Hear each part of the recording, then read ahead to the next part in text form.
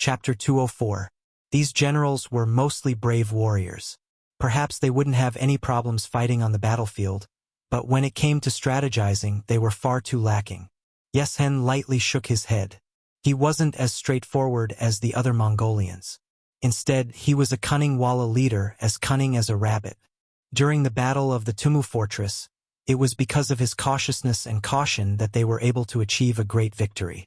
Since the periodical king had already been defeated and even died, he naturally wouldn't recklessly advance. He wasn't very satisfied with the words of these martial artists. Instead, he turned his gaze to his younger brother, Borromeo. Borromeo and the periodical king were both Yeshen's younger brothers. However, their personalities were completely different. The latter was fond of grandiose achievements and liked to take everything for granted. However, he was a man of few words and usually gave off a gloomy feeling. It wasn't that Borromeo wasn't good at talking. On the contrary, he was a person who planned before taking action. He was used to observing others and then making the most correct decision based on everyone's performance. However, those who were good at observing others generally had very accurate intuition.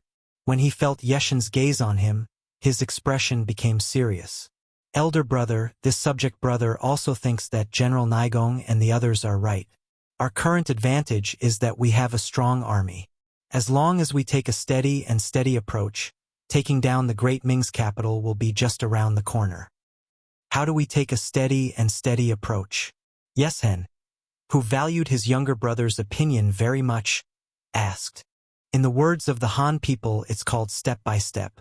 Obviously, Borromeo had already thought of a countermeasure. When his elder brother asked, he gave the answer without hesitation. Step by step? Yeshen was very interested in this idea. Tell me in detail. Yes. In fact, the method is very simple. In order to prevent the Great Ming's defeat from happening to us, we can take a divided approach. That is, one army will be at the front, one army in the middle, and one army will be at the back. This way, no matter which army is attacked, we can look after each other and support each other. If we don't encounter any attacks along the way, we will enter the Great Ming Dynasty's capital in batches. Remember, don't learn from the king of magazines. Don't stop, just focus on attacking. If there's really a problem, just turn around and retreat. The army behind you will naturally support you. Not bad, not bad. Yeshen nodded in agreement when he heard Borromeo's opinion. By dividing the army into 3 groups, it was guaranteed that no matter what went wrong, Walla's main force would still be there, and the army would not be completely wiped out. Yeshen laughed heartily when he realized the benefits of the art of war. All right, we'll do as you say. How about this? General Nigong will take 10,000 men as the vanguard, that child Borromeo will take 20,000 men as the center, and this chief will bring up the rear to ensure everyone's safety. Yes. After receiving the order, the generals placed their right hands in front of their chests and saluted Yeshen. There was a change in the strategy. The Walla army that was supposed to arrive at the capital at dusk on the second day did not arrive as scheduled. On the contrary, the Security Bureau personnel sent out ran until 3 horses died and sent back important news. The Walla army was actually advancing toward the capital in 3 groups. In the mercenary compound, Yang Qindong, Commander Leng Song, and the others were waiting for news from the front lines. This time, the main force of the Walla army was coming. It would be very difficult to use the previous method of naming to deal with them. This time, it would be a hard battle of saber against saber, spear against spear. Emperor Zhu Qiyu had already sent people to inquire about the situation more than once. Even eunuch Jining had taken the initiative to come once. Because of Yang Qindong's presence, he left after a brief exchange of greetings. Leng Song had told him before that it was best not to let the loyalty marquis know about their deal. Otherwise, based on the fact that this person had an extremely good relationship with the leader of the mercenaries, it was very likely that he would interfere and ruin the plan. Of course, this was Yang Qindong's idea. Even his cooperation with Zhu Qiyu had to be as mysterious as possible. In his view, the more mysterious something was, the more people would believe it was real and would not be suspicious. As expected, Jining listened to Leng Song's words. When he saw Yang Qindong here, he took the initiative to leave. Before leaving, He gave Leng Song a look that only the two of them could understand. Yang Chendong had seen this out of the corner of his eye, but he still pretended not to see it. While everyone was waiting, the Security Bureau finally sent back news. When they learned that the Walla army had not gathered together and had instead divided into 3 groups, Yang Chendong wanted to throw his head back and laugh.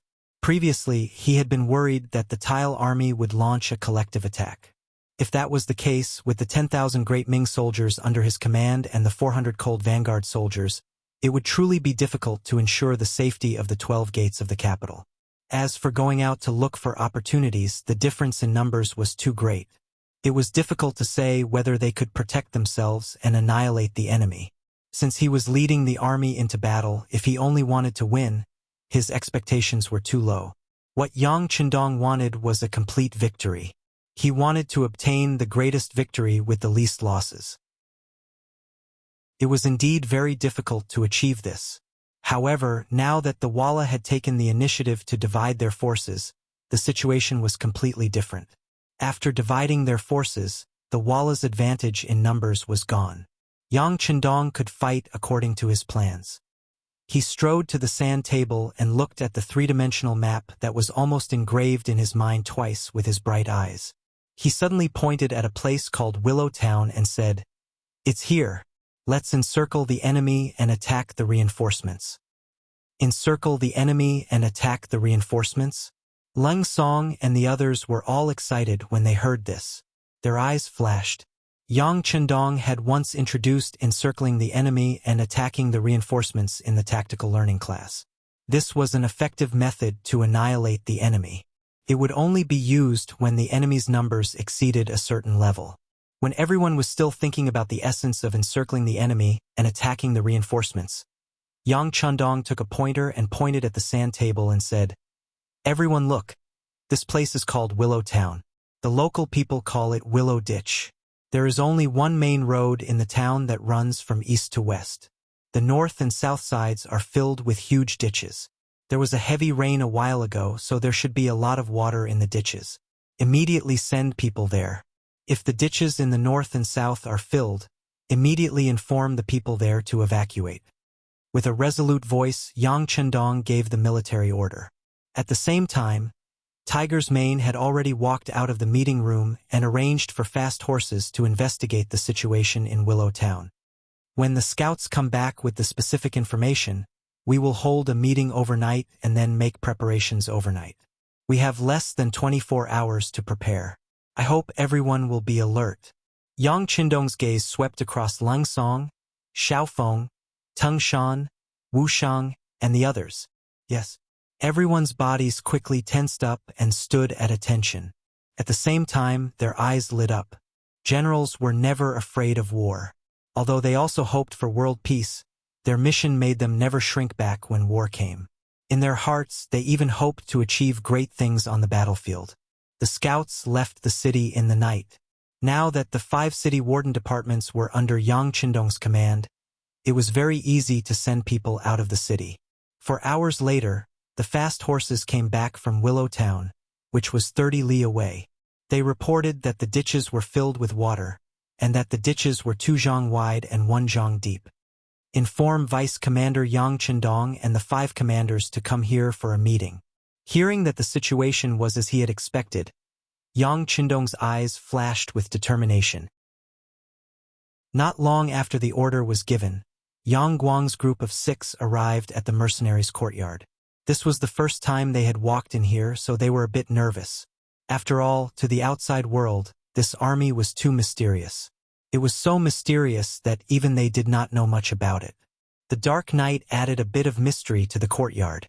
The 6 people followed the torches that led them to the meeting room, so they did not see their surroundings clearly. When they entered the brightly lit meeting room, the 6 people lost their ability to observe their surroundings. All of this was because Yang Chendong, dressed in green, was standing in front of them. Ever since the previous time when he completely defeated Walla's vanguard, Yang Chendong had the title of War God. He enjoyed a very high status and influence in the army. After this matter, Tao Jin, Yang Jie, Mao Fusho, and Gao Li all regretted it. They originally thought that, with a war on the horizon, Staying in the capital to maintain law and order was a very safe job. If the situation turned bad, they could immediately escape from the capital. But who would have thought that the defeated Great Ming army would be able to display such power in the hands of the loyal Marquis? This was great. They had defeated the enemy effortlessly and obtained military merits, but they didn't get any credit at all. Their hearts were extremely unbalanced, so they made up their minds that they would participate in the next war no matter what. When they saw Yang Qindong, a feeling of respect naturally flowed out from the bottom of their hearts. "You're all here." Looking at Yang Guang's group of 6, Yang Qindong nodded slightly. His gaze then landed on Tao Jin's group of 4, as he asked, "Everyone, the battle is imminent. It's better if you each lead some men to guard the city and maintain law and order." No, no, no. When Tao Jin's group of 4 heard that they were going to be excluded again, how could they be willing? They immediately shook their heads like a rattled drum, and their faces instantly became very ugly. "Oh, so you're saying that you want to participate in the war?" Yang Qindong asked with a surprised expression. In fact, this result was already within his expectations. Since there were benefits, who would stand by and do nothing? Chapter 205. Yes, we want to join the war. Tao Jin and the other 3 held their chests high, as if they were using their actions to tell Yang Qindong that they were men, and they were also the young generals of the 5 cities' warden's office. Seeing that the 4 of them were so determined, Yang Qindong nodded his head. "Since you want to join the war, Marquis can agree to it. But there is one thing that needs to be emphasized. On the battlefield, no matter who it is, they must obey military orders. If anyone disobeys, they will be punished by military law and beheaded without mercy." Yang Qindong spoke seriously, but Tao Jin and the other 4 were even more serious. They nodded their heads solemnly, indicating that they would listen to Yang Qindong's orders and arrangements. "Since that is the case, come over. I will announce the battle plan." Yang Qindong turned around and walked towards the sand table. He held a pointer in his hand and pointed at the sand table as he spoke of the battle situation and issued orders. According to the scouts, Walla's army is divided into 3 groups and is heading towards the capital. The first group is a vanguard of 10,000 cavalry, led by General Walla's grandfather. Marquis has seriously studied this man. He is a man who is not afraid of death. His personality is straightforward and he kills without blinking an eye on the battlefield. But usually, this kind of person will not beat around the bush. If Marquis did not guess wrongly, he will definitely take the shortest route to the capital tomorrow. Then Willowtown will be his only route. Willowtown, there is only one road from east to west. There are more than 2,000 people and more than 500 families in the town. The south and north of the town are surrounded by 2 ditches that are 2 zhang wide and 1 zhang deep respectively. It can be said that once we enter the town, as long as we block both ends, there will be no other way out. And what we need to do is to block them here. Tangshan, Tao Jin, Gao Li, where are you? We are here. The 3 people who were called out stepped forward and came in front of Yang Qindong. Marquis ordered that Tao Jin and Gao Li each take 1,000 soldiers. Tangshan, take 100 men from your 3rd company and set up a defense at the exit of Willowtown. Remember, your mission is to block the enemy here and not allow them to advance even an inch. At that time, you may be able to suppress the enemy's charge with long-range shots. Yang Jie, Mao Fusho, each of you will lead 1,000 men and cooperate with Xiaofeng's company of 100 men. When you see Walla's vanguard cavalry enter Willow Gully, you will immediately close the gap. This will restrict a portion of the enemy's forces and reduce the pressure on our allies. At the same time, you must prevent the enemy from breaking out from here. Sun Tong, take 1,000 men and cooperate with 4th Company Commander Wu Sheng. Wait for Walla's main force, which is that child Borromeo's troops, to send reinforcements to Naigong. No matter how fierce the attack is, you must not take a step back. When Xiaofeng, Yang Jie, and Mao Fusho stabilize the situation, they will come to support you. No need, we can handle it. Wu Sheng stepped forward confidently. He looked as if he could complete his mission and didn't need anyone's help.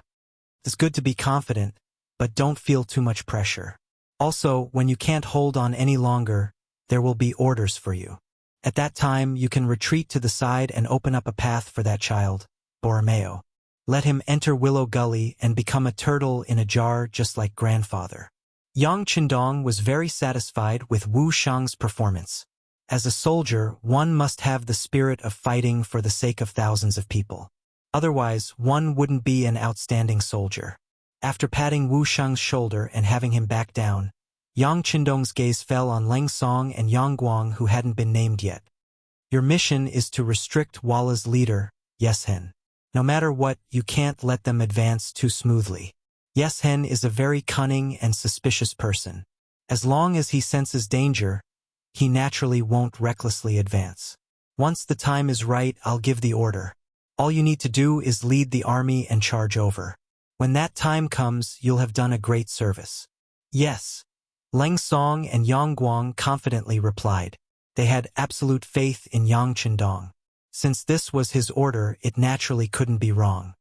Okay, the order has been given. Is there anyone else who doesn't understand? If there isn't, immediately return to the armory and get a strong bow. Remember, other than cavalry, don't even think about engaging in close combat with the enemy. Just attack from afar. After assigning all the tasks, Yang Qindong calmly waved his hand. Although his blood was boiling at this moment, as a commander, he still needed to maintain his cool. This sort of performance would play a vital role in calming the soldiers. With this order, the army immediately began to get busy. What should have been a peaceful night in the capital was now bustling with activity. The army needed to prepare for battle and leave the city. Such an important matter had to be reported to the emperor and approved. Yang Qindong gave this task to Sun Tong. Marquis Yang, this general really didn't do it on purpose. When Eunuch Jin sent someone to find me, I truly had no other choice. Sun Tong saw that Yang Qindong had given him this task and hurriedly tried to explain. He did not want to offend Yang Qindong because of this, as this would only bring him benefits. It's fine. Marquis knows of your difficulties and can understand. There's no need to think too much about it. Yang Qindong had a smile on his face, but it was just a formal smile. No one knew what he was thinking behind this smile. No, Marquis Yang, this general truly admires you. I have already regretted what I did before. This time, please send someone else. Sun Tong kept shaking his head, as if he wanted to express his determination. Yang Qindong stepped forward and placed a hand on Sun Tong's shoulder as he chuckled. Okay. Marquis understands your intentions. How about this? You still need to report. This time, it is Marquis who has asked you to go. It will be different from last time. This smile was much more sincere than before, and Sun Tong immediately nodded in understanding. Although one did not have a very high position in the Five Cities Warden's office, one still needed to be smooth and slick in dealing with people, and one also needed to be smart. Satisfied, Sun Tong left and headed straight for the Imperial Palace. Not long after, Jining heard the news and met with Sun Tong. She heard about Yang Qindong's plans and determination for this battle. Is the main force of Walla's army coming? Commander Sun, what do you think are our chances of winning this time? Jining did not know much about the battlefield. He did not even know where Willowtown was. However, he was better than Wang Zhen in that he would not casually interfere in things he did not know. For example, when it came to military matters, he did not understand, so he would ask for the opinions of others. I am not very sure either, but looking at the Marquis of Loyalty, he should be very confident. At this moment, we should choose to believe in him. Sun Tong did not dare to directly express his admiration for Yang Qindong, so he changed the way he spoke. Yes, we should believe in him. How about this? I will immediately report this matter to the Emperor. You wait for the tiger tally. Jining nodded and told Sun Tong to wait where he was. He then went to the back of the palace to find the Emperor. It had to be said that Zhu Qiu was very diligent. He had not yet slept and was still reading some books that the Emperor must read. When Jining went forward and said that Yang Qindong was going to lead the army out of the city to fight Walla, his expression became somewhat nervous. Has Walla's main force arrived so soon? I wonder if the Marquis of Loyalty has made preparations. Your Majesty, with the help of the mercenaries, I think there will be no problem. Commander Sun Tong of the Warden's Office of the Five Cities has come to ask for your opinion and ask for the Tiger Tally to lead the army out of the city. Your Majesty, what do you think? Jining asked carefully. The political power of the Ming dynasty was actually composed of civil and military officials, eunuchs, and the embroidered uniform guards. According to the rules of the past, when the army went out to war, there must be an accompanying eunuch to supervise the army. Only then would the emperor be at ease. However, this obviously did not work for Yang Chendong. Last time, he had refused to accompany the emperor, and the emperor had also agreed. If they were to send an eunuch this time, would the other party think too much? However, if there were no eunuchs accompanying him, if he handed over the Tiger Tally so easily, the emperor would not even have the strength to fight back once he had other thoughts. What are you looking at? Since the Marquis of Loyalty is going to deal with Walla's army, just give him the Tiger Tally. Don't worry, Yang Chendong is the youngest son of Lord Yang Rong. He won't do anything to me. Zhu Qiu clearly saw Jin Ying's worry. However, he had his own plans. In his opinion, Yang Chendong was a little unique in his way of doing things, but he should not have any thoughts about the throne. Otherwise, when he saved Ingzong, he could have held the emperor hostage and ordered his vassals. However, he did not do so. Now, he would not do something like rebelling. Since the emperor had said so, Jin Ying could only nod and agree. However, for safety's sake, he still said, Your Majesty, why don't I personally go and see how the Marquis of Loyalty is preparing? Is there anything I can help with? That's good. Then you can go. Zhu Qiu thought that sending Jin Ying was a form of attaching importance to him, so he nodded and agreed. Following Sun Tong, Jin Ying arrived at the courtyard where the mercenaries were stationed. When he saw Leng Song here, he merely nodded as a greeting. This was what the two of them had discussed before. In front of Yang Chendong, they would try their best to pretend that they were not familiar with each other to confuse him. How could he know that this was just Yang Chendong's idea? He wanted to give Jin Ying hope and let him feel that he had a chance. This way, the mercenaries and himself would be safe and they would be able to reap more benefits. Marquis of Loyalty, is the army going to fight Walla? After entering the meeting room, Jin Ying asked knowingly. That's right. It has already been arranged. We're just waiting for Your Majesty's Tiger Tally. Yang Chendong nodded and directly asked for the Tiger Tally. He had no intention of explaining the battle plan to Jin Ying. Chapter 206. It was one thing for Yang Chendong to not have eunuchs as supervisors when he led troops into battle, but he couldn't even be bothered to explain the battle plan. This made Jin Ying's expression turn ugly. Duke of Loyalty, how are we going to deal with the Walla this time? Do you have a chance of winning? Jin Ying kept asking for the battle plan. Although it was no longer a secret, Jin Ying had the right to know. If he knew, it was the same as the emperor knowing. But Yang Chendong couldn't be bothered to waste words with him. He still remembered that before he returned, it was this man who had ordered the brocade guards to attack Yangjia village. Yang Chendong didn't settle the score with him because he cared about the big picture. But it didn't mean that he would still speak nicely with him. Thus, in front of Yang Guang, Sun Tong, and the others, he turned around and said, This Marquis has spoken for an entire night, and my mouth is already dry. If Eunuch Jin wants to know the specific situation, you can ask someone else. Yang Guang, Sun Tong, and the others' expressions changed when they saw him reject Jin Ying in front of everyone. This was the head eunuch of the ceremony directorate, the favorite of the emperor. Wasn't Yang Chendong afraid that Jin Ying would hold a grudge against him and settle the score later? Tao Jin and the others couldn't help but lower their heads, indicating that they wanted to draw a clear line with Yang Chendong. Yang Guang stood unmoving. Sun Tong looked conflicted and hesitant. But in the end, he raised his head and looked at Jin Ying's deflated expression. Yang Chendong took in everyone's expressions out of the corner of his eye. Then his gaze landed on Jin Ying. The corners of his mouth curled up slightly. His smile was playful. At this moment, Jin Ying was furious. Ever since Zhu Qiu had come to power, no one had dared to speak to him like this.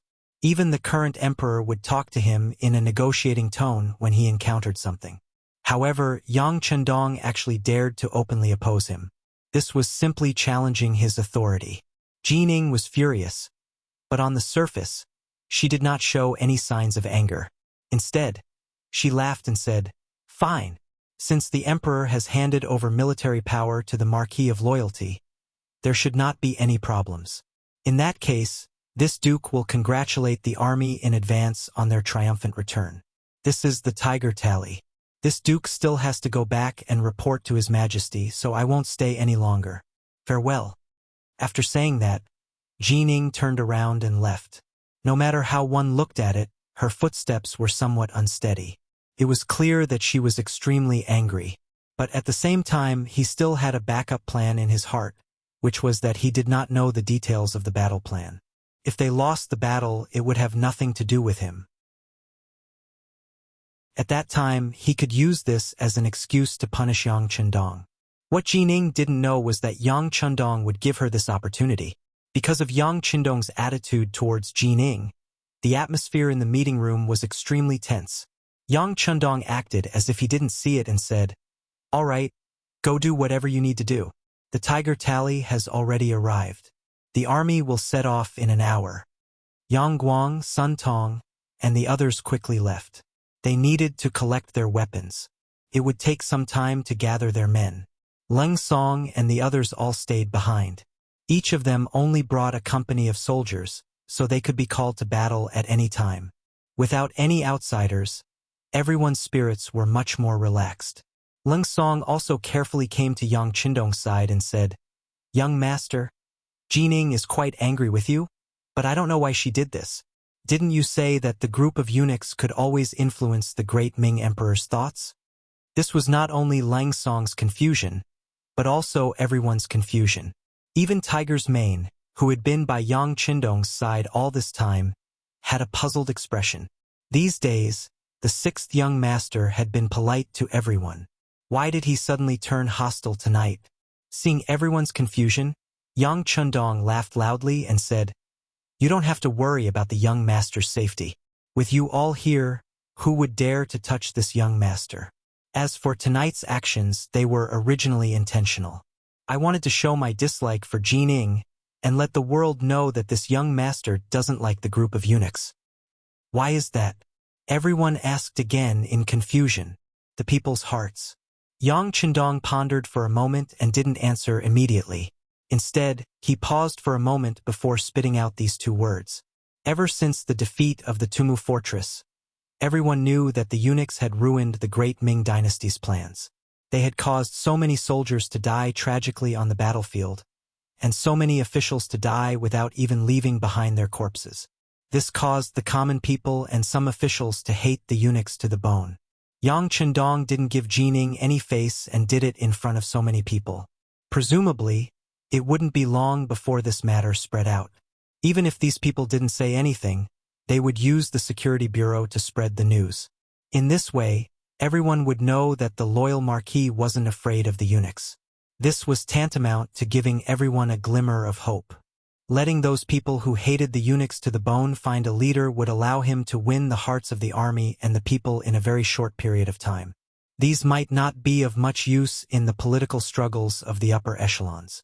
But once it was time to explode, it would definitely be a force that couldn't be underestimated. Yang Chendong's goal was to replace the great Ming dynasty peacefully. The hearts of the army and the people were the most important issues to be resolved. As for the officials and eunuchs, as long as they were given enough benefits, they wouldn't be a problem. This was the true reason why Yang Chendong didn't give Jining any face. In the end, he was setting up a trap.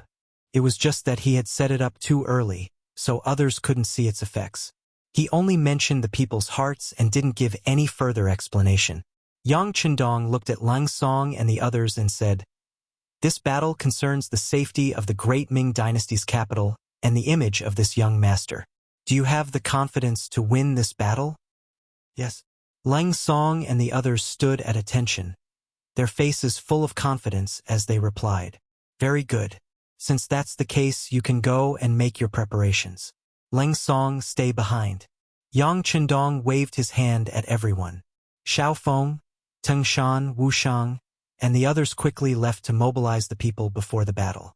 Leng Song, who was left behind, looked at his young master expectantly. Let's go. The two of us will leave the city first. There are some things that need to be arranged in advance. Looking at Leng Song, Yang Chendong smiled confidently. He wouldn't tell others that he had a large warehouse.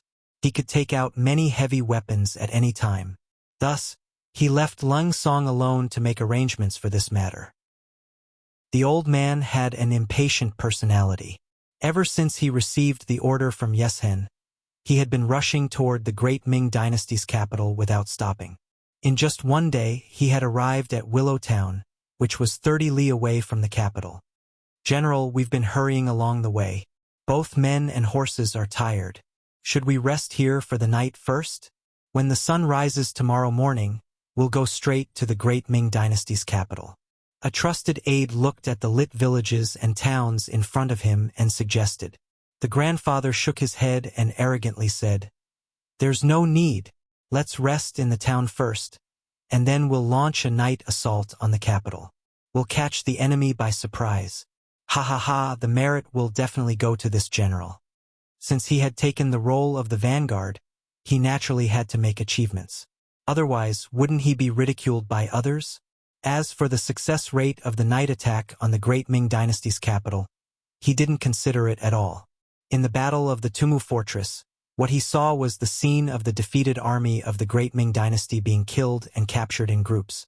At this moment, he didn't put the strength of the great Ming dynasty's army in his eyes at all.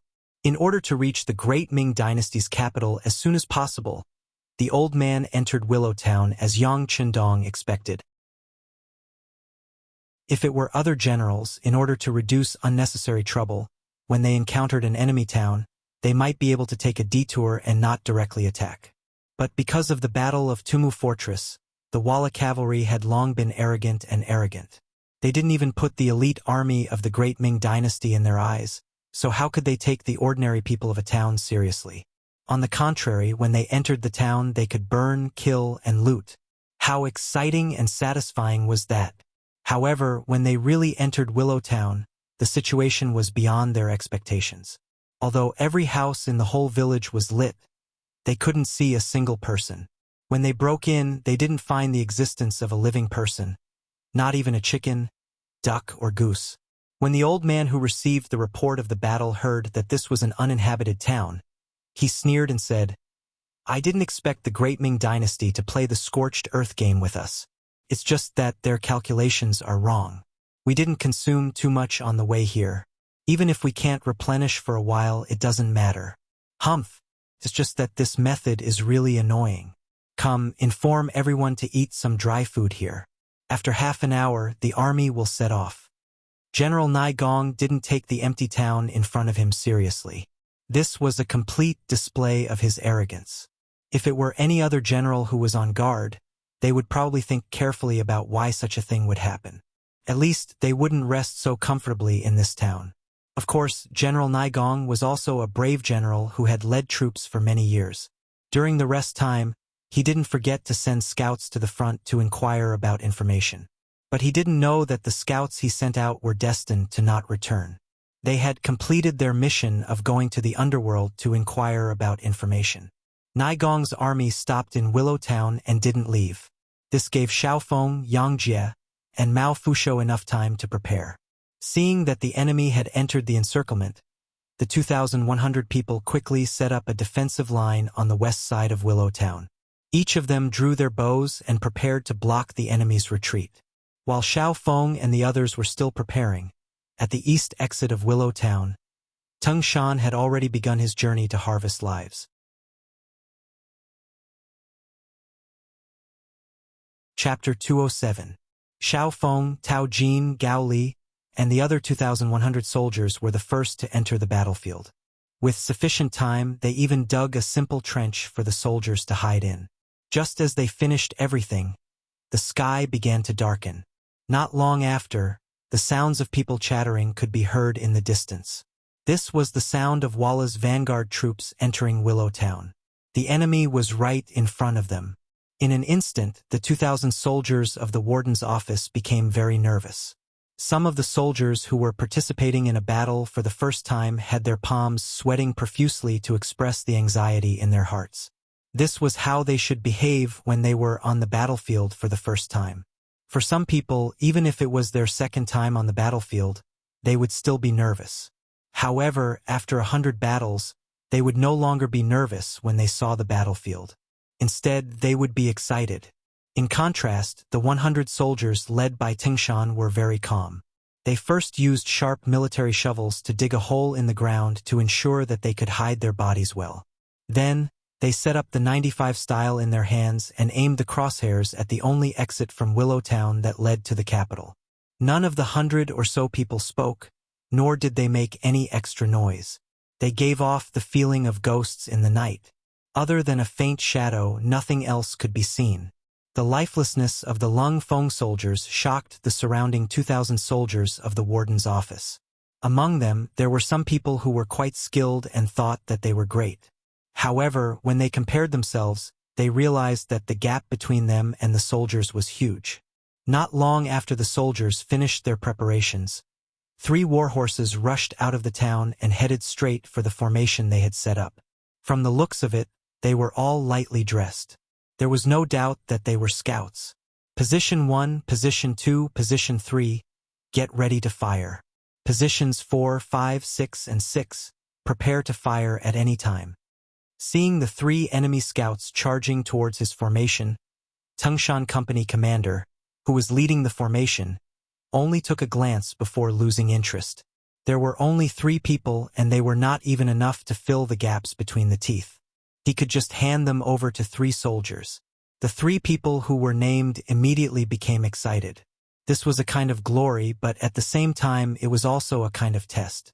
Didn't you see that Company Commander Tingshan had arranged for other people to take the last shot at any time? If he really missed, he would lose face and the limelight would be stolen by others. If that happened, he wouldn't even be able to find a place to cry. The 3 soldiers closed their right eyes and aimed at the 3 moving targets with their left eyes.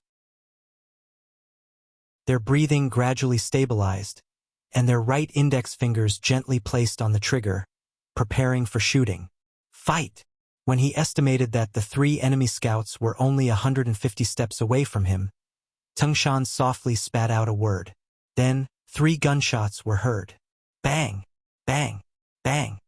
On the opposite side, 3 Walla scouts fell off their horses at the same time. F***CK. When the 3 of them fell off their horses, the warriors in positions 4, 5 and 6 cursed at the same time. This had nothing to do with quality. It was all because they didn't have the chance to shoot. It was just another kind of complaint. Looking at the warriors in positions 1, 2 and 3, they were all in high spirits. They almost laughed out loud when they saw that they had hit the target. At the same time, the soldiers of the Great Ming Dynasty who were with them all widened their eyes in disbelief at this moment. The scene just now deeply stimulated them.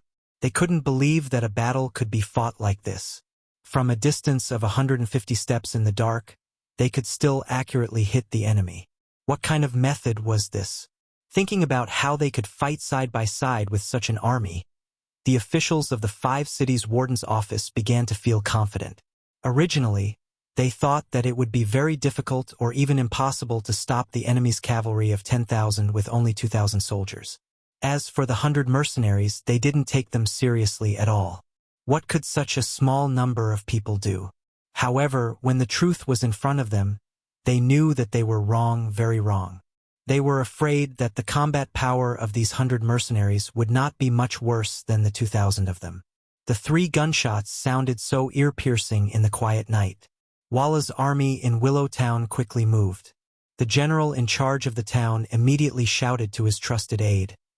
"It seems to be the sound of firearms. Go and see what happened." Although he suspected that it was the sound of firearms, the arrogant general still didn't think that the Great Ming army would have the courage to come out of the city and fight with him. They had received intelligence that although many of the nearby Great Ming Dynasty guards were sending reinforcements to the capital, distant water couldn't quench the immediate thirst. There were only 10,000 soldiers in the capital, and most of them were second-rate soldiers. They were very easy to deal with. Such an army wouldn't have the courage to come out of the city and provoke him. However, thinking was one thing and reality was another. Not long after the general sent people to patrol the situation, another round of gunshots sounded. Then, in the small courtyard where he was resting, a trusted aide ran over with a nervous expression. General, we found a large number of Great Ming army outside the town. They used firearms and strong bows to kill dozens of our warriors. The trusted aide fell in front of the general and said in a panic, "What? Great Ming army?" When he heard that there were Great Ming army here, Walla was stunned for a moment. Then, he laughed heartily. Very good, very good. This general thought that he would only start a massacre when he entered the capital. I didn't expect that he would deliver himself to my doorstep so quickly. Very good, pass down the order. Warriors, get on your horses and charge with this general. It was just firearms and strong bows. The general really didn't put them in his eyes. Not to mention that accuracy was not good in the dark of the night. Even if it was daytime, he had 10,000 cavalry. Why would he fear the Great Ming army? Whether it was firearms or strong bows, there was a limit to how far they could shoot. There was also a time difference when controlling them. With this, the Walla cavalry could charge forward. As long as they charged into the enemy's camp, it would be time for them to start a massacre and rampage on the battlefield. The general was very confident. Not only that, his Walla cavalry didn't take the Great Ming army in front of them seriously. Along the way, they had seen too many useless Great Ming soldiers. There was no one who could scare them. As expected of the elite cavalry, they quickly gathered together. However, because the road to the east of Willowtown was not wide, it was not suitable for a large number of cavalry to charge forward. Thus, the general personally picked 500 cavalry and let them be the vanguard of the vanguard to charge forward. No matter how much damage they suffered, they had to charge to the enemy's formation and create enough time for the rear troops to charge forward. The 500 cavalry obeyed the order and left. Like a gust of wind, they charged out of Willowtown and headed straight for the Great Ming army camp. At this moment, Tung Shan and the soldiers of the 3rd Company were looking forward with bright eyes. They were ready to fire at any time. Beside them, the 2,000 Great Ming soldiers led by Tao Jin and Gao Li also pulled their bows and were ready to shoot at any time. After shooting down the first 3 Vol scouts, the enemy had launched another wave of attacks. More than 30 of them had been wiped out by the mercenaries from afar. Although the Ming army had released some arrows during this period of time, they all knew that it was just to scare people. None of the Watts cavalry had been killed by the arrows. After being robbed twice in a row, Tao Jin and the others also wanted to perform well this time. Thus, they gave the order early on. As long as the enemy cavalry entered the range of the shooting range, they did not need to wait for orders and could shoot arrows to kill the enemy. In the dark night, they were waiting with a net. At this moment, the air was filled with a kind of solidification factor, causing everyone's breathing to become heavier. The originally cold night was filled with a warm atmosphere. Within their sight, they could hear the sound of horse hooves coming from afar. Because there were too many cavalry, the ground was trembling because of it, causing every soldier's face to be filled with a dignified aura. They're coming out. In the hope and expectation, a large number of strong horses rushed out of Willowtown. There were also bursts of shouts and shouts. Those were the Walla warriors riding their horses. They wanted to rush forward at the fastest speed and kill the Great Ming army. Prepare to shoot. The moment they saw the cavalry rush out of the town, Tung Shan, who was leading the team, gave the order to the soldiers of the 3rd Company. The distance of 500 steps was far beyond the effective range of the Type 95, which was 600 to 800 meters. If he gave the order to shoot now, it would be difficult for the bullets to hurt the enemy. However, this did not prevent him from giving the order to shoot. As long as the soldiers felt that they could kill the enemy, they could deal with it themselves. Every soldier carried a basic magazine, 300 bullets, to ensure that when fighting the Walla cavalry, the enemy would not be able to break through the defense line because of the lack of ammunition. Commander Tung Shan gave the order, and the momentum of the 100 soldiers of the cold vanguard suddenly changed. A powerful murderous aura spread out from their bodies. In the end, it formed a substantial cold air, causing the great Ming soldiers who were closer to them to feel a burst of coldness. Ayo yo ho! The Walla cavalry made a charging sound that belonged to their race. Under the command of their masters, the strong horses quickly closed the distance between the two sides. 350 steps, 300 steps, 250 steps.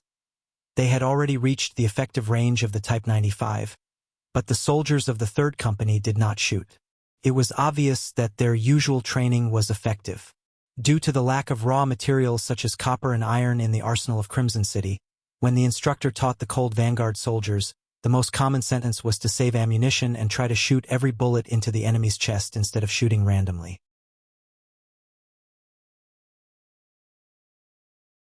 Chapter 208. Even though Lung Feng had brought enough ammo this time, he didn't want to waste any bullets. He gripped his gun tightly and stared ahead like an eagle, thinking about the best time to fire. 230 steps, 220 steps, 200 steps. When they reached 200 paces, which was the effective distance of 300 meters, the sound of gunfire suddenly became louder. In the dark night, it was as if a meteor shower had streaked across the sky, directly pouring down on the bodies of the Walla cavalry that was surging forward. Under the dazzling light of the fire, the Walla cavalry, who seemed to have seen hope, experienced what it meant to be in hell, and experienced what it meant to have nothing to live for, to have no hope in life. When the powerful bullets spun out of the barrel and drilled into their bodies in less than half a breath, many of the Walla cavalry were killed on their horses before they could even understand what was happening. Perhaps because the charging speed was too fast, many of the cavalrymen were already dead, but their bodies were still charging forward. Only after 2 or 3 breaths did they fall off their horses with a plop. Even when they died, they probably didn't understand what had killed them. The 100 Cold Vanguard soldiers followed what they had learned in their training, firing in a staggered formation. It was as if they had set up a net of fire, wiping out all of the Walla cavalry within the range of 200 to 150 steps. In short, other than the war horses, none of the Walla cavalry could get within 150 steps. This distance of 150 steps became an insurmountable barrier in front of the Walla cavalry. Behind the 100 Walla cavalry were Tao Jin and Gao Li's 2 soldiers from the 5 cities warden's office. Originally, they thought that this would be a tragic battle, and some of the soldiers were already prepared to die for a righteous cause. But when they saw the Walla cavalry's sudden burst of power and the situation stabilized, they knew that this was not a battle, but a massacre. That's right, a massacre. Not a single one of the cavalrymen was able to get within 150 paces. At such a distance, even if they wanted to shoot arrows, they wouldn't be able to reach the effective range and wouldn't be able to do any damage. The Walla cavalry's crossbows could not shoot over, and the 2,000 soldiers of the Great Ming Dynasty could not shoot either. This scene caused Tao Jin and Gao Li's hearts to burn with anxiety. They were here to gain merit, not to be spectators. They wanted to kill the enemy, but the distance that a strong bow could shoot was limited. Even if they shot from such a long distance, they would still lose their accuracy. There was no difference between shooting and not shooting. Commanders, if you really don't have anything else to do, just bring some people to bring back WALA's healthy horses. These are all good things. Whether it's offered to the imperial court or sold to merchants, they are all military merits and silver. Tung Shan noticed the anxious mood of the 2 Great Ming Dynasty commanders behind him, so he gave them a suggestion. The strong horses were in front. Without their owners, more and more of them gathered and began to hinder the Walla cavalry's shooting targets. If these strong horses could be moved away, it could be said to be killing 2 birds with 1 stone. Tao Jin and Gao Li, who were originally worried that they had nothing to do, immediately smiled. Okay, we will immediately organize people to steal the horses. Oh no, just to pick up the horses, Since there was military merit and money to be obtained, and there was not much danger to their lives, why wouldn't they do such a good thing? At this moment, under the command of the 2 commanders, groups of Great Ming soldiers rushed forward under the moonlight and brought the tall and strong horses back to their camp. They also cleared the obstacles in front of the Walla cavalry to ensure that they could have a clear line of sight. At the same time, there were no obstacles after the bullets were shot, so they could better kill the Walla cavalry. In Willow Town, 1,000 Walla cavalry were sent out, but not a single one returned. Another 1,000 Walla cavalry rushed out, but only less than 200 people escaped. The results that were sent back made General Naigong turn pale with fright. He couldn't understand when the firearms of the Great Ming Dynasty became so powerful that they could also play a role in sealing off the night. It was not that they had never dealt with the firearms of the Great Ming Dynasty before. In the past, when Zhu Di was still alive, he took them to the grasslands to commit crimes. In the beginning, they were indeed intimidated by the firearms that could emit smoke and shoot iron bullets. But after many bloody battles, they also found out the shortcomings of the firearms. That was, they could only shoot one shot at a time. After that, it would take a long time to reload. When it was used again, the accuracy was extremely poor. It was far better to use a strong bow. Over time, such things no longer scared the Walla people. Only they dared to risk their lives and sacrifice themselves. They could break through the firearms of the Great Ming Dynasty by paying a small price. After that, they could do whatever they wanted. How could it be like this time? 2 echelons of 2,000 people rushed out, but only 1/10 of them returned. What the hell is going on? Who can give me an explanation? Seeing that they had lost nearly 1/5 of their forces without killing a single enemy, General Naigong angrily roared at his subordinates. All the Walla generals lowered their originally arrogant heads deeply. They also couldn't figure out what was going on. They couldn't understand why the Great Ming army, which was originally weak, became so powerful that they suffered such a big loss. No one answered his question. General Naigong's emotions couldn't be vented. He was even angrier. Just as he was about to use the saddle to teach these disappointing subordinates a lesson, suddenly, a burst of gunshots came from the west side of Willow Town. It was like many firecrackers were set off. What's going on? The sudden sound scared General Naigong. He looked at the burst of fire coming from the west side of the town and asked angrily. Just as the words left his mouth, a young general quickly ran in front of General Naigong and knelt on the ground. General, a large number of Great Ming soldiers suddenly rushed in behind us. We were careless for a moment and more than 500 people were killed or injured. This was a Walla Chiliarch who was in charge of covering the rear. Usually, his task was the simplest and safest. He was only responsible for checking if there were any soldiers who escaped because of the battle. But today, they were suddenly attacked. They were completely unprepared and were caught off guard. Half of the soldiers died on the spot. The rest reacted faster and escaped into the town. General Naigong was in a fit of anger. When he heard the Kiliarch's words, he stretched out his right hand and grabbed the Kiliarch's collar and pulled it in front of his face. What did you say? The Great Ming army attacked us from behind? How many people are there? I can't see clearly. It's too dark. The Chiliarch shook his head with an innocent expression. He couldn't be blamed for answering like this. It was really too dark. In addition, he was unprepared. When the gunshots rang out, a large number of his brothers fell to the ground. He only cared about running for his life. How could he have the time to see how many enemies were there? The Kiliarch's answer made General Naigong throw him to the ground angrily. Then, he shouted to the other troops. Who dares to lead the troops to the back and see what happened? General Naigong in Willow Town was stunned. He originally thought that he was the one who took the initiative to attack. But reality told him that the Great Ming army was prepared. Now that he was the one who was attacked, how could he not be angry? Among the young generals, there was a brave Chiliarch who took the initiative to lead his troops to the west side of Willow Town.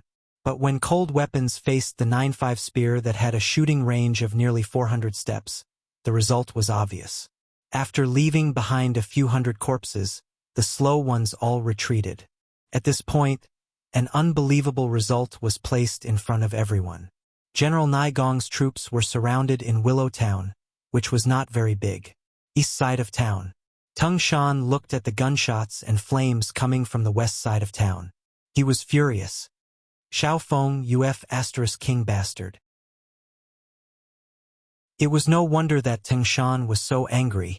According to the previous plan, only when they were facing the crazy attacks of the Walla cavalry would they send out a red signal to the sky. At that time, Xiao Feng's first company would poke the Walla cavalry from the back to distract them. At the same time, they would also reduce the pressure on their side. But now, Xiao Feng did not even wait for his signal. He directly poked the Walla vanguard from the back. How could Teng Shan not be angry? He was not satisfied with the fight yet. But the reality was already like this. Even if he was angry, there was nothing he could do. Teng Shan could only look at the east side of Willow Town, hoping that there would be more Walla cavalry who were not afraid of death. Maybe it was because the heavens knew the hope in his heart. A large number of cavalry rushed out from the east side of town, and there were still many of them. Using the shadows under the moonlight, a rough calculation showed that there were at least more Walla cavalry than the last time. Aha, very good. This grandfather is to my liking. He knows what the battalion commander likes and wants to die. Brothers of the 3rd Company, listen up. Check your guns and ammo. Make preparations before shooting. Seeing that the enemy did not show any intention of retreating because of Xiao Feng's actions, Teng Shan changed his frowning expression and laughed out loud. The 3rd Company's cold vanguard members were originally angry because Xiao Feng's 1st Company didn't keep their promise. However, when they suddenly saw that the enemy still charged out, all of their faces lit up with joy. They quickly checked the 95 shots and replaced it with a new magazine. Why did the Walla army still rush out when they knew that the Ming army was blocking them from the east side? This had a lot to do with their commander, General Naigong. Knowing that they were surrounded, General Naigong was not afraid. He knew that the Ming army only had about 10,000 people. He originally thought that they were waiting for him at the east side. If he wanted to rush over, it would be difficult. But the Ming army actually took the initiative to split into two. Wasn't this the same as splitting their limited forces?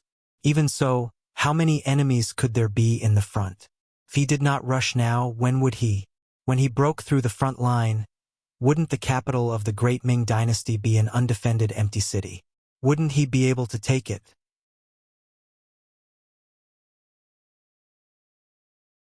Chapter 209. Naigong thought that he had seen through the weakness of the Ming army. Thus, he gathered 3,000 cavalrymen and had them charge out from the front. 3,000 Walla cavalrymen surged forward. From afar, they looked intimidating. At the very least, the Ming army led by Tao Jin and Gao Li trembled in fear. However, Teng Shan, who did not care about all this, had the opposite expression. His eyes were wide open as he looked forward. He waited for the enemy to enter the predetermined distance before he started shooting. Without needing anyone to give the order, all the Lung Feng soldiers started firing when they estimated that the enemy cavalry had entered their effective shooting range. Similarly, a dense net of fire enveloped the front. The cold vanguard soldiers guarding the center even switched their guns to burst mode. Often, a small group of cavalry would fall to the ground together with their horses after a burst of bullets. Naturally, this method of fighting could not kill one person with one shot. However, it had an absolute deterrent effect and disrupted the charging formation of the enemy cavalry. Under the dense gunfire, at least 1,000 Walla cavalrymen were killed in the charging path. However, this also bought them a distance of more than 100 steps. Just as they were getting closer and closer to the Lung Feng soldiers and were less than 40 steps away, grenades rained down on them like rain. Then, a series of deafening sounds rang out. Following that, people shouted and horses neighed non-stop.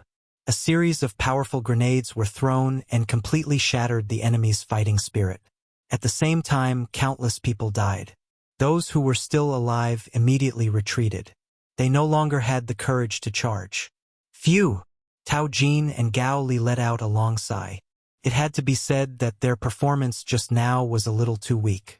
When they saw the enemy rushing in front of them, they actually forgot that they were still holding strong bows in their hands and could only watch helplessly as the enemy got closer and closer. Their legs began to go soft and their bodies began to tremble. It could be imagined that if the Lung Feng soldiers were not the main force in this battle, these 2,000 Ming soldiers would have been defeated. If they were not captured, they would have been killed. It could be said that these Ming soldiers had not received proper training for too long. They had forgotten what the battlefield was like.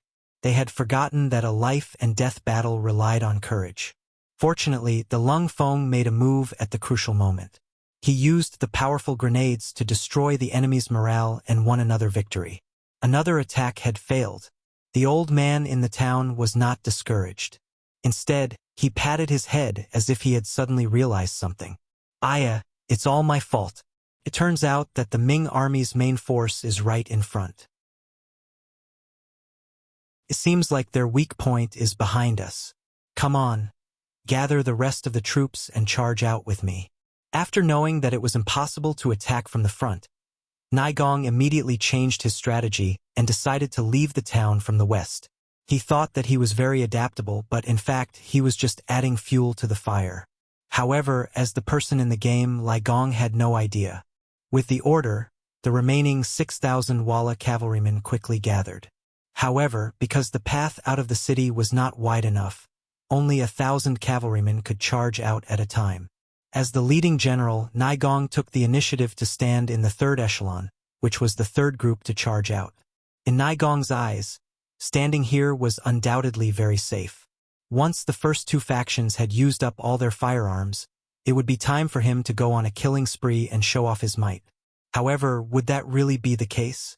Xiao Feng, along with Yang Jie and Mao Fushou's 2,000 Ming soldiers, was destined to teach Naigong a lesson. Everyone be careful. In a moment, the Walla cavalry might charge out from the west. At that time, we will attack when they are 300 steps away. Before that, I hope that Commander Yang and Commander Mao can play your roles. Lie in ambush on the two sides and shoot from afar. Don't worry about whether you can hit the enemy or not. Just shoot with the fastest speed and immediately retreat. Do you understand?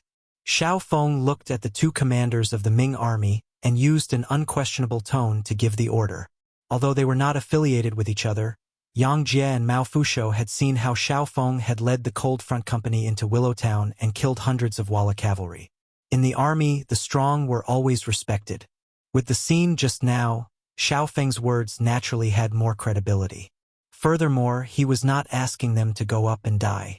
Why would they not agree? At that moment, the two of them expressed their agreement and quickly began to make preparations. They had made arrangements in advance. Just as the 2,000 Ming army went to the west of Willowtown, a large number of Walla army appeared. Release the arrows, release the arrows. After releasing the arrows, immediately retreat. When Yang Jie and Mao Fushou saw that the Walla cavalry had charged into the range of the bows, they loudly gave the order. Immediately, arrows rained down from the sky and landed on the Walla cavalry that was charging out of the town. The dense barrage of arrows rained down, and hundreds of Walla cavalry were shot down. They fell from their horses, causing waves of chaos. However, even more cavalry charged out and headed straight for Xiao Feng, who was guarding the front. Attack! Xiao Feng, who was also holding the 95 style, had an excited expression on his face. He was the first to raise his gun and shoot, hitting a Walla cavalry that was charging over with a sword. This was like a signal that instantly pulled the attention of all the Cold Front Company soldiers. At that moment, hundreds of guns were fired at the same time. Bullets flew out from the muzzles and flew towards the charging enemy and the warhorses that were relatively larger in size. Ha ha ha!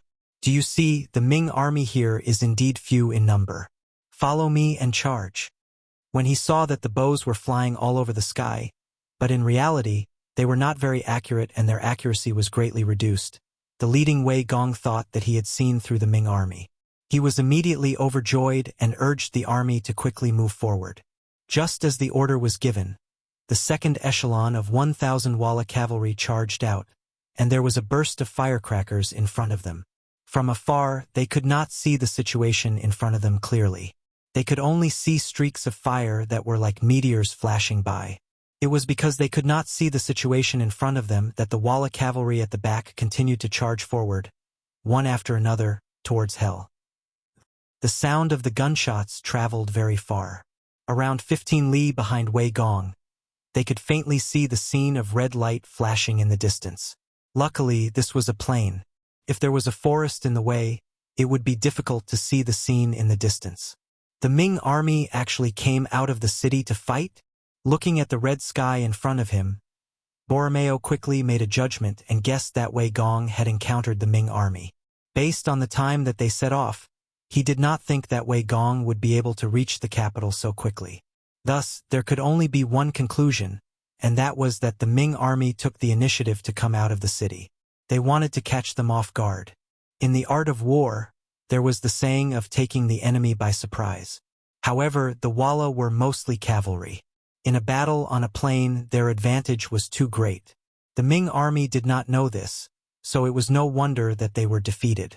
Men, send down the order to speed up and gather with Wei Gong's troops as soon as possible. In order to not let Wei Gong take all the credit, Borromeo, who had always been cautious, was careless for once. This was naturally because the sky was dark, so no one could see what was happening in front of them. However, it was also because of Ing Zong and Shi Heng's repeated defeats, which caused the Walla to be arrogant and think that the Ming army could not withstand a single blow. Under the order, the 20,000 Walla cavalry increased their speed. In a few moments they had traveled 10 li. When they reached here, they could faintly hear the dense gunshots in front of them. "They're here! They're here!" When Battalion Commander Wu Shang and his 4 company brothers saw the Walla cavalry approaching from afar, they immediately became excited. Previously, they were worried that the Walla's main force would shrink back because of the unclear situation in front of them. Now, it seemed that there was no need to worry.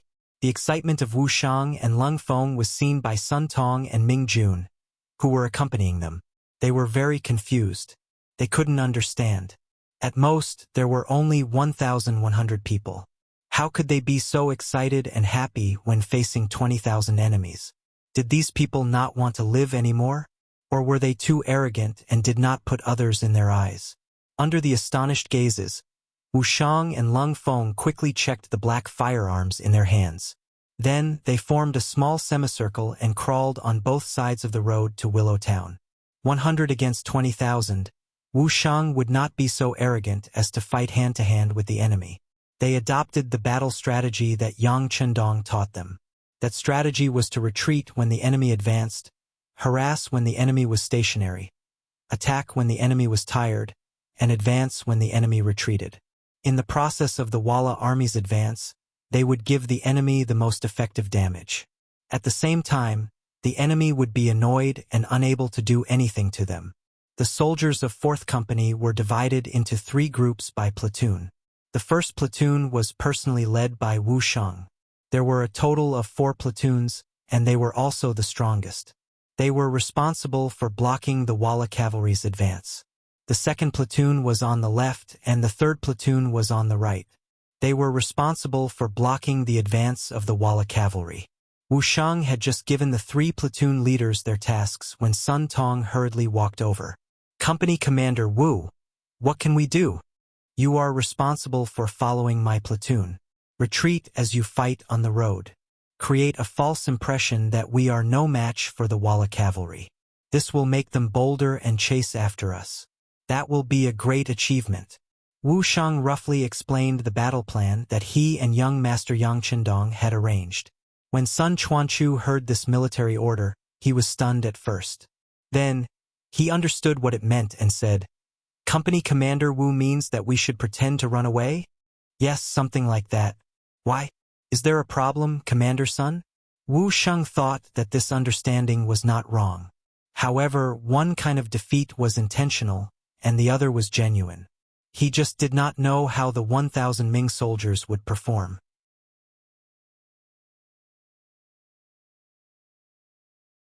Chapter 210. No problem. Hearing that they were just pretending to run away, Sun Tong nodded firmly. If he had to lead 1,000 soldiers to fight against the 20,000 elite Walla cavalry, it would be impossible. But when it came to running away, there was no need to disguise anything. Everyone knew what to do, right? In fact, it was exactly so. When the 20,000 Walla cavalrymen appeared and displayed their majestic and powerful side, the 1,000 Ming soldiers actually displayed their inability to run away vividly. Before Wu Shang and Sun Tong even gave any orders, the 1,000 Ming soldiers began to collapse. This was not an act, but a genuine fear in their hearts. In the end, what they showed was exactly what Wu Shang had predicted. It was even more realistic than what he had imagined. And for such an outcome to occur, it didn't seem to be as simple as acting. Instead, he really did run away because he was afraid. The Ming soldiers in front of them were defeated before they even made contact. When the Walla cavalry saw this scene, they burst into laughter. Then they charged forward without any fear. It looked like they wanted to beat the enemy when they were down. The Walla cavalry, who wanted to fight for glory, rushed out with more than 1,000 men. This was exactly what Wu Shang wanted. He was only leading a company and had limited military strength. In this situation, if the enemy had too many soldiers, he could only retreat in order to ensure that he did not suffer any casualties. But if the enemy only had 1,000 men, he was confident that he could defeat them. Use flag signals to give orders to the 2nd and 3rd platoons. Let them fight according to the previous plan. The first row of warriors will wait for the enemy cavalry to enter our shooting range. Let's kill them. There's no need to hold back. Wu Shang looked at the dust on the road opposite him and saw more and more enemy cavalry approaching him. He then gave the order to the cold vanguard soldiers. They could not wait, especially when they heard the gunfire behind them. The morale of the cold vanguard soldiers was high. They finally had a chance to perform well in front of the 6th young master. Of course, they did not want to miss this opportunity. As time passed, Wu Shang's 4th company, brimming with battle intent, finally came into close contact with Walla's 1,000 cavalrymen. When the distance between the two sides was less than 200 steps, and those with good eyesight could even see the shadows of the other side, Wu Shang decisively gave the order to open fire. For a moment, the 40-man team of Cold Vanguard spat out tongues of flame from their firearms. At this time, there was no need to aim at all. He only needed to rely on his intuition to shoot at the black shadow in the distance. As the gunshots continued to ring out, sparks streaked across the sky like meteors. One by one, the cavalrymen fell from their horses. Many of them did not understand what had happened even until they died. 80 to 90% of the Walla cavalry in the first 3 rows were wiped out, which allowed the Walla cavalry behind to see the situation in front of them clearly. When a Walla Chiliarch saw that they had lost 20 to 30% of their troops, his eyes widened in anger and he shouted angrily, "Everyone, don't be afraid. This is the Ming Army's firearms camp.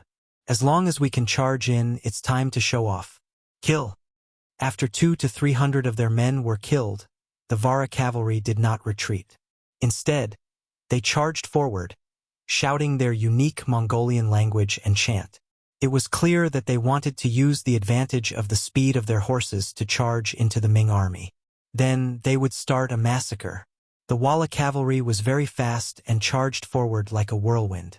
In the dark night, it gave people the feeling that dark clouds were pressing down on the city. If they were facing the Ming army this time, even if the Ming army was several times more powerful than them, they would still have a chance of winning. They would even be able to beat the Ming army until they covered their heads and ran away. Unfortunately, they were facing the Yangtze's new Cold Vanguard army, which was 100 times more powerful than them. Facing an enemy that was dozens of times more powerful than them, they were not afraid at all. Instead, they were excited. Raising the 95 style in his hand, Commander Wu Shing shouted, "Attack!"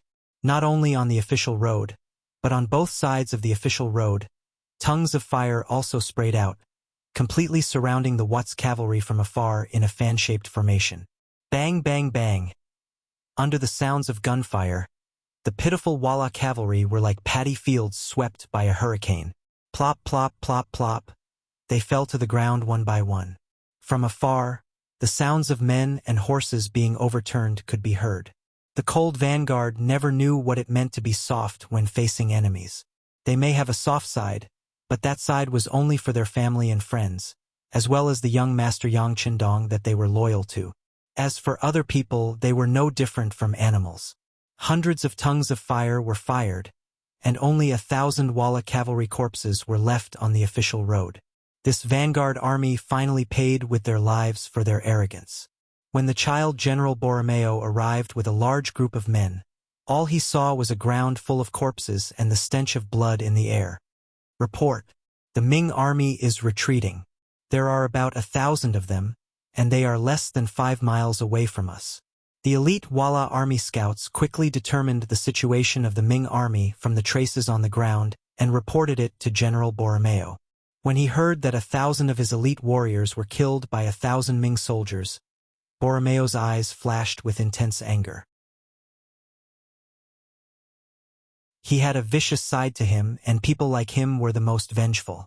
Since someone had slapped him, if he did not catch the culprit and punish him 100 or 1,000 times, he would not let it go. Order the army to advance. We must catch up to the Ming army, and then kill them all. Don't leave a single one alive. In his anger, Borromeo gave out the order to kill. When the Qianhu under him heard this, they immediately got on their horses and galloped forward. The Walla cavalry was determined to kill the Ming army that was 5 miles away. It was as if a vicious wolf had set its eyes on a sheep, opening its bloody mouth. However, it seemed that their teeth were not sharp. Facing the retreating Cold Front 4th Company, not only did they not manage to swallow their prey as they had expected, they even broke a few teeth along the way. It was a great loss. After a few charges, they were beaten back a few times. After losing another 1,000 cavalry, the Walla cavalry had advanced more than 10 miles and was now 5 miles away from Willow Town. At this time, Wu Sheng's 4th Company had already met up with Xiao Feng's 1st Company.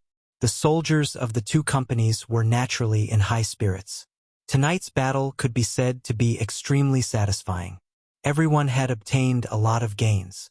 Compared to them, the Ming army was far worse, especially Sun Pe and the 1,000 Ming soldiers that followed the 4th Company. They carried out their mission very well, running and running all the way, acting very well. No, it should be said that without the 4th Company at the back, they would have already collapsed, or rather, they would have already collapsed. After retreating 5 miles to the west of Willow Town, the 4th Company and the 1st Company met up, and they had more than 3,000 Ming soldiers. However, this strength was not enough to stop the charging Ming army. Borromeo's troops.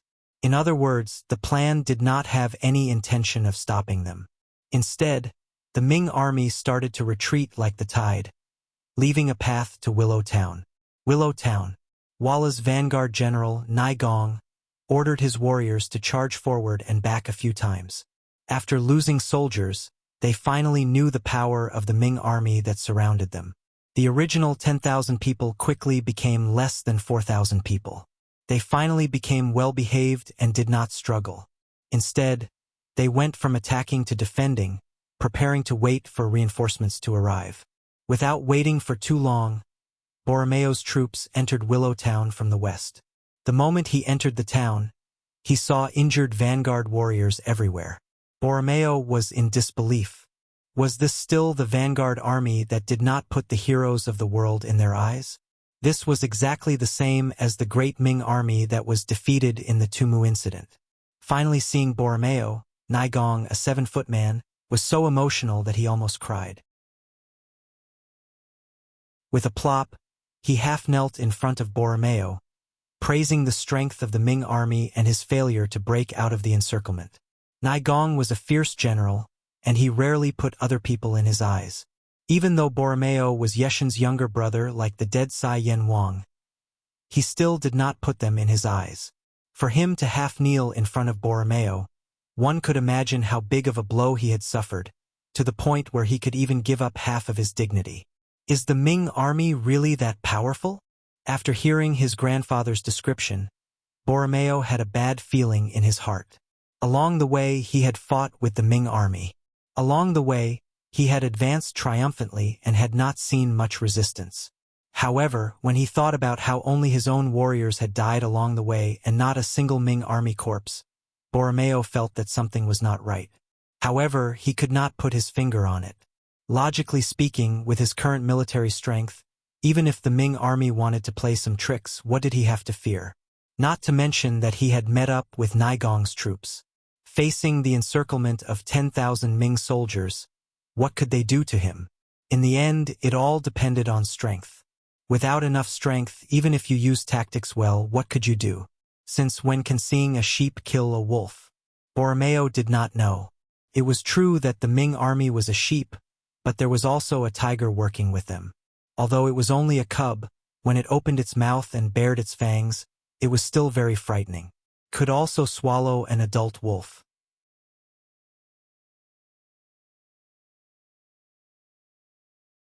Chapter 211. Report. We suddenly discovered a large number of Ming soldiers at the west side of the town. They are blocking our way back. A Wallace scout ran to Borromeo and knelt on the ground, reporting everything he saw. Borromeo was still trying to figure out what was wrong when he heard the scout's report. His eyes lit up and he quickly figured out all the problems. But then, his face was filled with disbelief. According to his thoughts, the Ming army wanted to surround him and Naigong's troops and then eat them all. But the report said that the army only had 10,000 people. Did they have the ability to do this? What was going on? Even if the report was wrong and the Ming army came to the capital, how could the Ming army, who had just suffered 2 defeats at the hands of Tumu and Shihang, have such courage? Borromeo thought and decided to go to the west side of the town to take a look. General Naigong also had a face of disbelief as he followed behind Borromeo to the west side of Willow Town. 50 li away from Willow Town, Walla's rear army was resting under the command of their leader, Yeshen. In front of them were the 2 armies he sent out. This night, Yeshen slept exceptionally well. After seeing the Ming army's main force destroyed, he didn't think that there was anyone who could threaten him. But what Yeshen didn't know was that at this moment, 800 steps away from his tent, Yang Chundong had already arrived. He stood on an inconspicuous small hill and used a night vision telescope to look down at everything in his camp. The layout of the camp is somewhat loose on the outside but tight on the inside.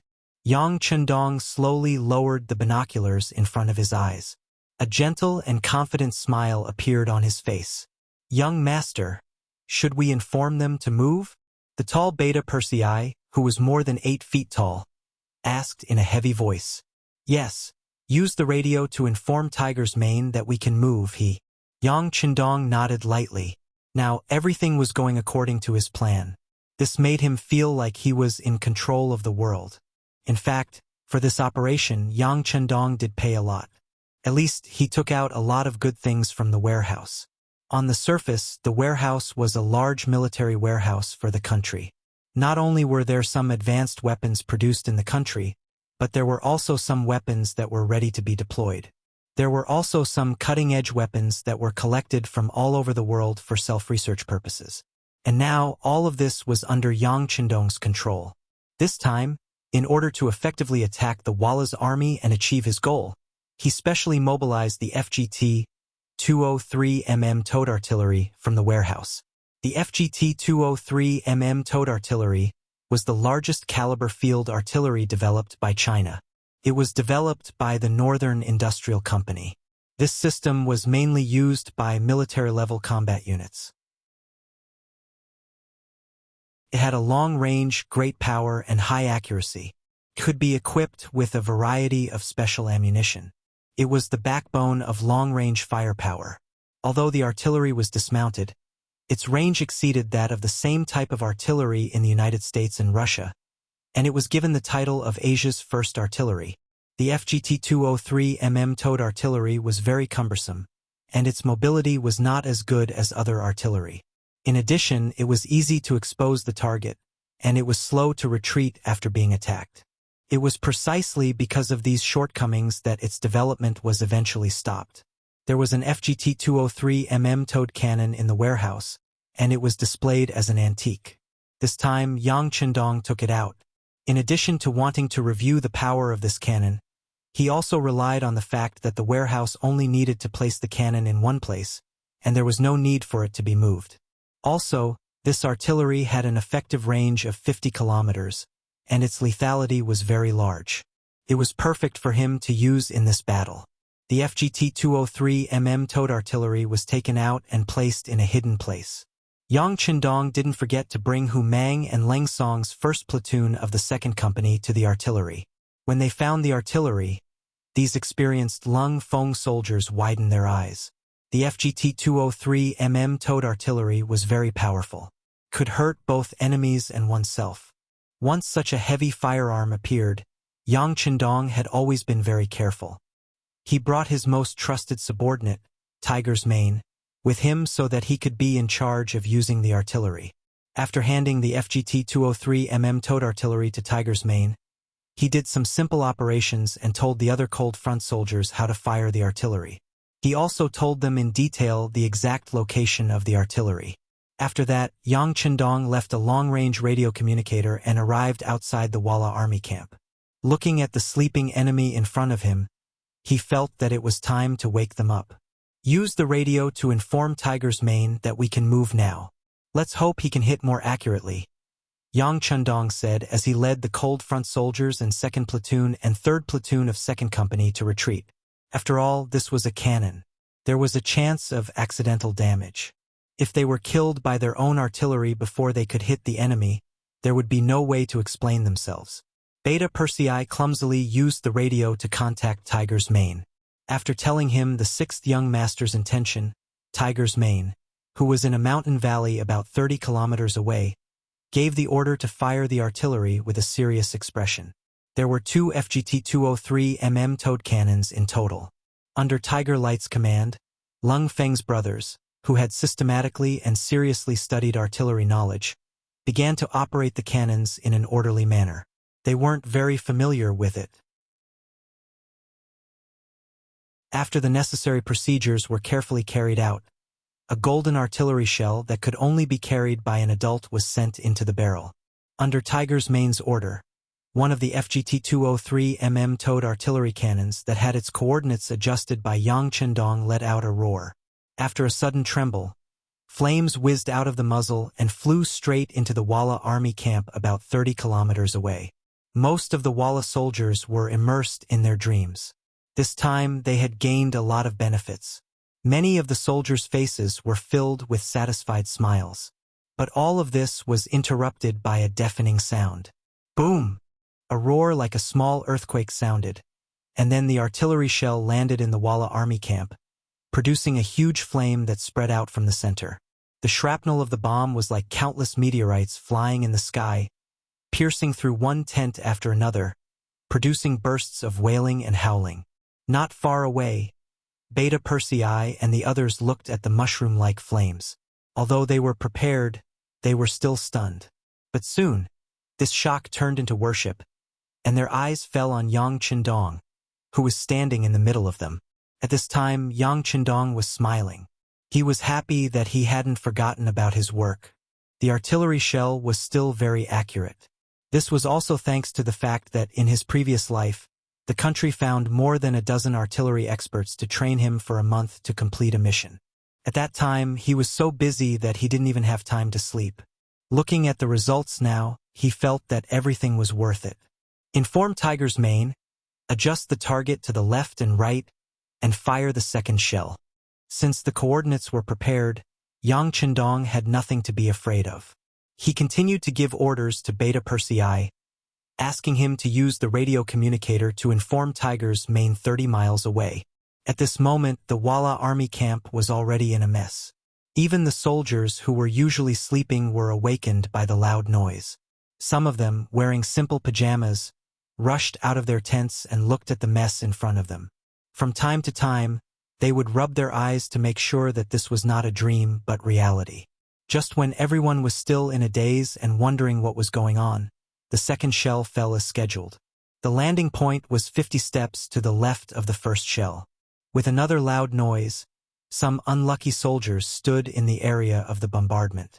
At that moment, they successfully fulfilled their childhood dream and flew into the sky. But this was just a flash in the pan. Soon, they fell to the ground under the influence of gravity. However, when he landed on the ground, there was not the slightest sign of life. The artillery fire in the dark night was dazzling and eye-catching. Yang Chendong and the others were enjoying everything in front of them as if they were watching fireworks.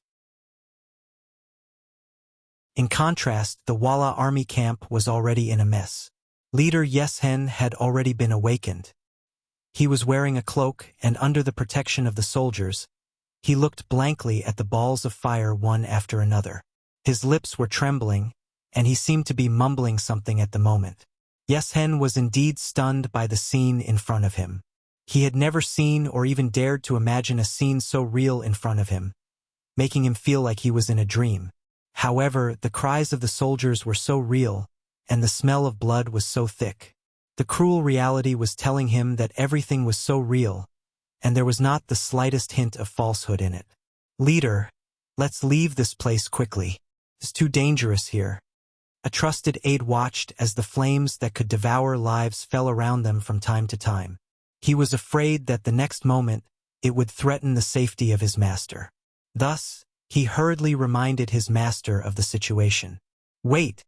It stopped, it stopped." Just as he instinctively wanted to nod his head and abandon the warriors who supported him, everything suddenly became quiet again. Although there were still fires burning and the screams of the soldiers were incessant, there was no more gunfire. The danger seemed to have gone away.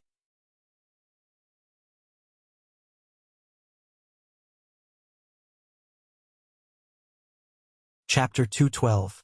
Report. Just when everyone was still trying to figure out what was going on, just when they were not sure if the wrath of the heavens would descend again, a scout hurried to Yeshen and knelt on the ground. There was a trace of panic in his voice as he said, "Leader, there is a Ming soldier outside the camp. He said he has a letter for you." "Where is he?"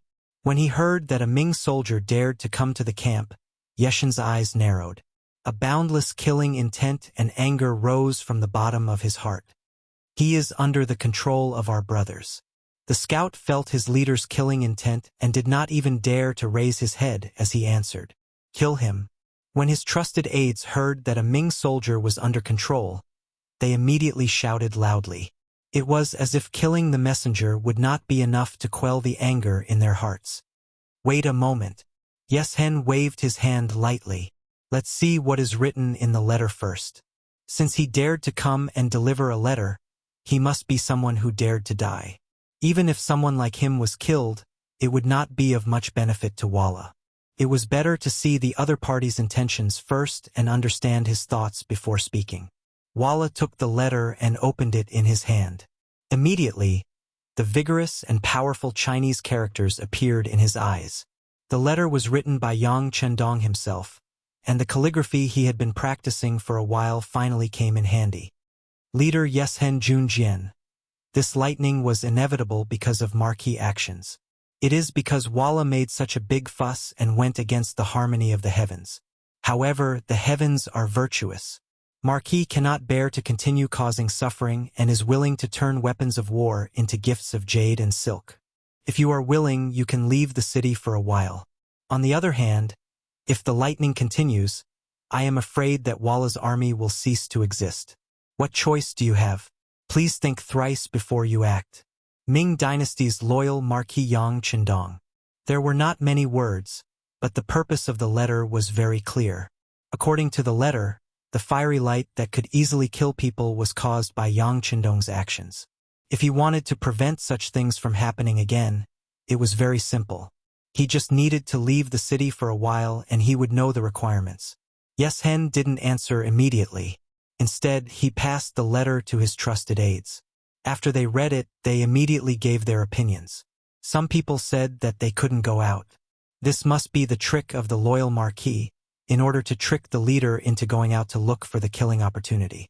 Others said that there was no need to be afraid of Liao Ming. Since they wanted to kill people, then they had to be prepared to be killed in return. Once the two sides met, they would not be far from each other. At that time, Walla's elite cavalry would slaughter everything. When Yeshen heard this, his expression changed again and again. When he saw the messy barracks, as well as the countless injured subordinates, he finally said fiercely, "This leader wants to see what this loyal Marquis has to say. Men, gather 1,000 elite warriors and go out with this leader to meet him." Bringing 1,000 brothers, this was Yeshen's method of self-protection. He must meet with Yang Chendong. Apart from the fact that he didn't want to be hit by the huge power of the cannon, He also wanted to hear what the loyal Marquis had to say. It was easy to select 1,000 elite cavalry from tens of thousands of soldiers. After a while, they were gathered and followed Yeshen out of the camp. 3 miles away from the camp, Yang Chendong stood on a protruding slope and looked into the distance under the protection of Beta Persei, Chiovi's first guard team, and 60 soldiers. Young master, Yang Wu will be fine, right? Beta Persei had a rare look of nervousness. When he thought of Yang Wu, who was sent to deliver the letter, his heart was filled with irritation. Nothing will happen. You have to believe in this young master. Yang Chendong still had a confident look on his face. He believed that since Yeshen could stand out among the Walla generals, he was not a short-sighted person. When 2 armies fought, they would not kill the messenger, not to mention the threats in the letter. As long as they were not reckless people, they would definitely not do anything to Yang Wu who delivered the letter. Of course, there were exceptions to everything. Beta Persei's worry was not without reason. In order to comfort him, Yang Chendong added, "If Yang Wu and his brothers were injured by the enemy, then this young master will bury the entire Walla army with them. At that time, no one will be left alive." His voice was so indifferent, without the slightest murderous intent or anger. But from this sentence, Beta Persei could clearly hear Yang Chendong's determination. He thought that for the life of one of his brothers, he would bury the entire Walla army with them. Suddenly, he was a little envious of Yang Wu. His own death in exchange for such a spectacular scene, it seemed worth it no matter how he looked at it. This sentence was not only heard by Beta Persei, but also by all the brothers who were protecting Yang Chendong. For some reason, at this moment, they just felt a rush of hot blood in their bodies, making it difficult for them to calm down. It was as if they had to do something. In the midst of this restlessness, a group of troops came from not far away. It was not very clear in the night, but based on their instincts, everyone could feel that there should be a large number of people, at least 10 times more than them. Walla's troops had indeed appeared. At this moment, all the restlessness in the hearts of the Lung Feng's troops disappeared. This was the ability of a veteran of hundreds of battles. No matter what kind of emotions they had, once they entered a state of war, they would always be able to recover their body and mind to their best state in the shortest time possible. "Young master, they're here." Yang Wu led the way, and after seeing Yang Chendong, he quickly rode over on his horse. In the process of approaching, the Walla army was considered to be well-behaved. No one moved recklessly, and there was no sound of horses neighing. It was so quiet that it seemed like they were elites. "Very good. Thank you for your hard work." Yang Chendong chuckled, and then Beta Persei led a snow-white horse over from the side. Yang Chendong leaped lightly and landed on the horse. Then he moved forward. "Young master."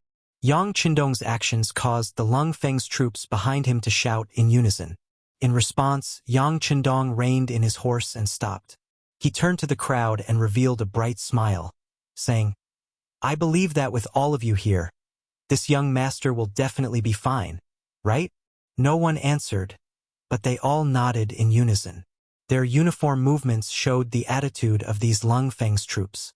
They swore in their hearts that as long as they were still alive, they would never let the 6th young master's personal safety be threatened in the slightest. Ha ha ha! Seeing how confident the Lung Feng's troops were, Yang Chendong could not help but laugh to the sky. Then, he slowly rode forward on his horse and shouted loudly, "The Great Ming's loyal Marquis wishes to see leader Yeshen. Do you dare to meet him?" "Why wouldn't I dare?" A similar shout came from the other side of the night. Then, a strong horse leaped out of the troops and came forward. The distance between the two parties was less than 3 li. The place where they met was between the two parties. Then, the two stopped 10 steps away from each other. Yeshen leaped out on his horse with a grand aura. Of course, the reason he dared to do so was because he believed that this area was safe. However, he did not know that under the cover of night, the Ghost Shadow Sniper Squad had quickly approached and completely included him in the range of being killed at any time. Yang Chendong and Yeshen looked at each other. When he saw that the other party was looking at him seriously, he smiled and said, "As expected of the leader of the Walla." Your boldness is admirable. You're too kind. The loyal Marquis is indeed a rising star of the great Ming dynasty. You actually dare to meet me at such a close distance. Can be seen that you are also a bold person. Then, tell me, what is this so-called heavenly lightning all about? Also, don't try to fool me with some nonsense about ghosts and gods. I have lived for so long and I do not believe in such things. I only believe in one thing, and that is myself and my own strength. Yes Hen wanted to gain the upper hand by a show of strength. He had killed his way out of a mountain of corpses and a sea of blood. Only then did he have his current achievements and position. He did not believe that a scholar of the great Ming dynasty who was less than 20 years old and only knew how to read books every day would have any knowledge. As long as he could successfully suppress the other party, it would be easy to get the truth. Once he knew the truth, whether to talk or kill would be completely up to him. To Yang Chendong, it sounded like a joke to him that he was the first to come up and threaten him. If he did not want to keep Yes Hen to continue pressuring the great Ming dynasty and create enough space and time for his own development, he was afraid that there would not be this meeting at all. Instead, he would have directly dealt with Yes Hen. He had his own plan, so he did not touch Yes Hen. But now, this person had other ideas. It was ridiculous to think about it. Looking at Yes Hen, who was still pretending to be angry, Yang Chendong shrugged indifferently. Marquis knows how to use divine techniques. If you don't believe me, then it's easy. I can make the thunder reappear in minutes. Do you want to try? She originally thought that she had seen through Yang Chendong's trick, but she didn't expect him to be so calm at this time. Her eyes couldn't help but become a lot colder. Don't try to test this chief's bottom line, or you will regret it. I will regret it, ha ha ha. As if he had heard the biggest joke in the world, Yang Chendong looked up to the sky and roared. Then he suddenly stopped. Then, his right hand turned into a fist and gently pushed forward. This was a signal to Beta Persei behind him to fire. Beta Persei had been watching the sixth young master's every move. Seeing that he had made his move, he immediately used the radio station to call for Tiger's mane. Although he stretched out his hand, the thunder that should have appeared did not immediately appear. Yes Hen was nervous at first, but his face soon relaxed. Ha ha ha, let's see. Reality will expose all your lies. Boom! A loud noise came out and landed in the barracks behind Yes Hen. The Walla tent that had just quieted down was once again filled with cries and shouts.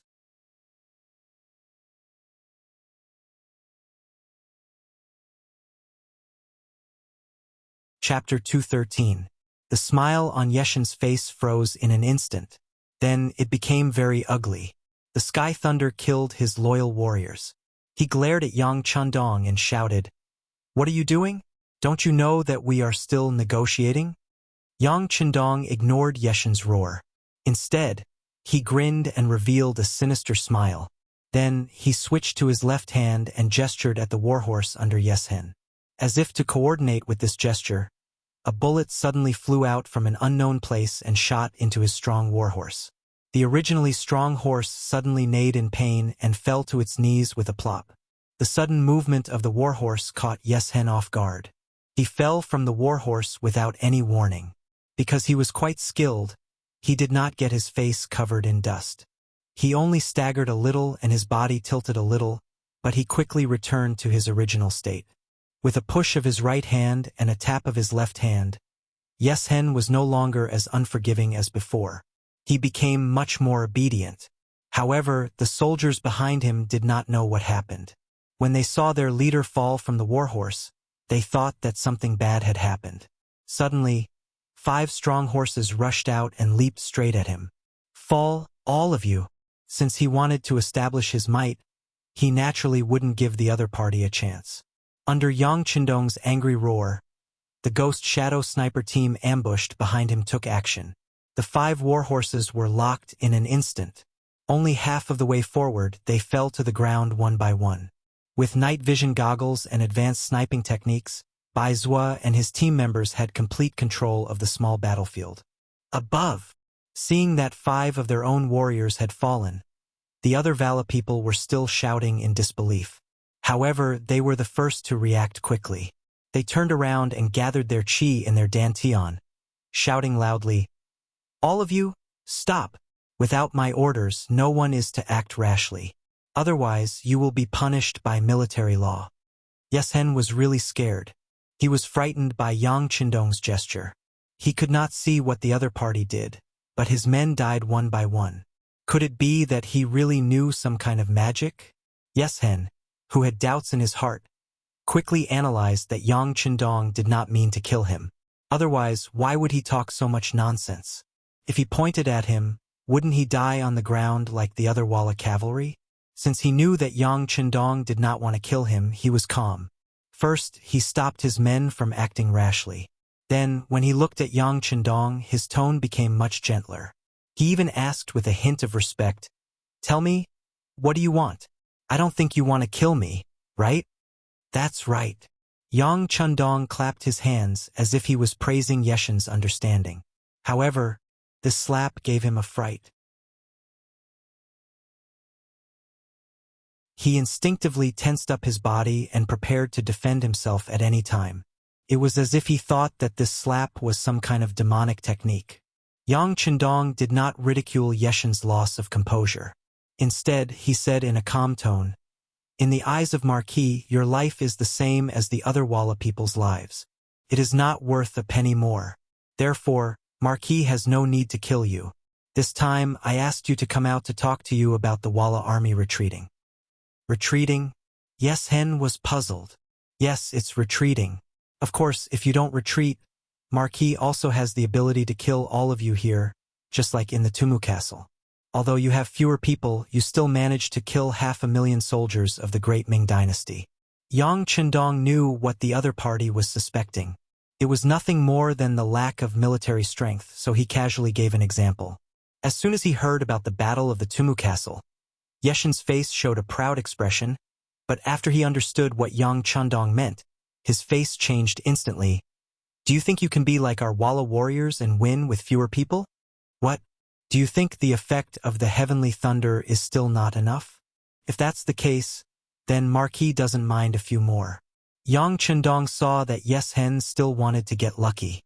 His face changed immediately, and then he slowly raised his right hand again. This action made Yeshen's expression change. "Wait, I believe you." Yeshen couldn't help but be nervous. The effect of the heavenly thunder was too powerful. A casual strike could kill hundreds and thousands of people. If such a heavenly thunder struck again, he was worried that Walla's morale would be destroyed. If that was the case, how could they still talk about dominating the Great Ming Dynasty? Yeshen finally became obedient, and Yang Qindong naturally withdrew his right hand. "How is it? Do you agree to retreat?" "I agree. This chief will order the entire army to retreat," Yi Xian said in a somewhat dispirited manner. This time he had come full of confidence, but he returned in disappointment. If it was anyone else, their expression would not be good. No, no, no. Who knew that when Yang Qindong heard that the whole army should retreat, he shook his head. "We have to retreat, but not like this." Marquis remembered correctly. In the Tumu Castle, you should have captured a lot of Ming Dynasty soldiers. Now send them back. If there is one less person, you don't have to go back. "What? Are you threatening me?" When he heard that Yang Qindong wanted all the captives, Yeshen's expression changed. He widened his eyes, as if he was going to fight for his life. Yang Qindong, who had already controlled the situation, acted as if he didn't see Yeshen's so-called fierce face. "Marquis is threatening you. What? Are you not convinced? If that's the case, Marquis doesn't mind using the heavenly thunder to destroy you. After that, Marquis will lead the army into Walla. When that time comes, not only will the Great Ming Dynasty's captives be taken back, even the women and children of Walla will become the Great Ming Dynasty's captives. Do you believe me?" Yang Qindong said without showing any weakness. These words were like thousands of needles piercing Yeshen's heart, making him unable to refute. If it was someone else who said this, he might laugh out loud and give the order to kill them. However, these words came from Yang Qindong's mouth. Thinking back to the various actions just now, He was really worried that the other party would do this. In the face of such a powerful heavenly thunder, could the Walla cavalry really withstand it? While Yeshen was still thinking about how to deal with it, Yang Chandong continued to speak. Marquis only asked you to return the captives. He didn't ask for the gold and silver that you robbed. This is already extra lenient. Furthermore, in Willowtown, dozens of miles away, your vanguard army is surrounded by Marquis. If you return the Great Ming Dynasty's captives, Marquis can also let these people go. This is a fair trade. If you don't agree, then there's no need to talk. Marquis will kill you within 3 breaths. After speaking, Yang Chandong gently raised his left hand. This action clearly meant to kill Yeshen. He had already seen the serious consequences of reaching out his left and right hands, so he didn't dare to test the law. He immediately shouted, "Wait, this is such a big matter. No matter what, this chief has to go back and discuss it with his subordinates first. I'm sorry, before all the Great Ming Dynasty's captives are released, you can't leave here." Yang Chandong shook his head and said with a look that said, "Don't play tricks. It's useless to think about it. Are you going to take me as a hostage?" Yeshen said very discontentedly when he heard this.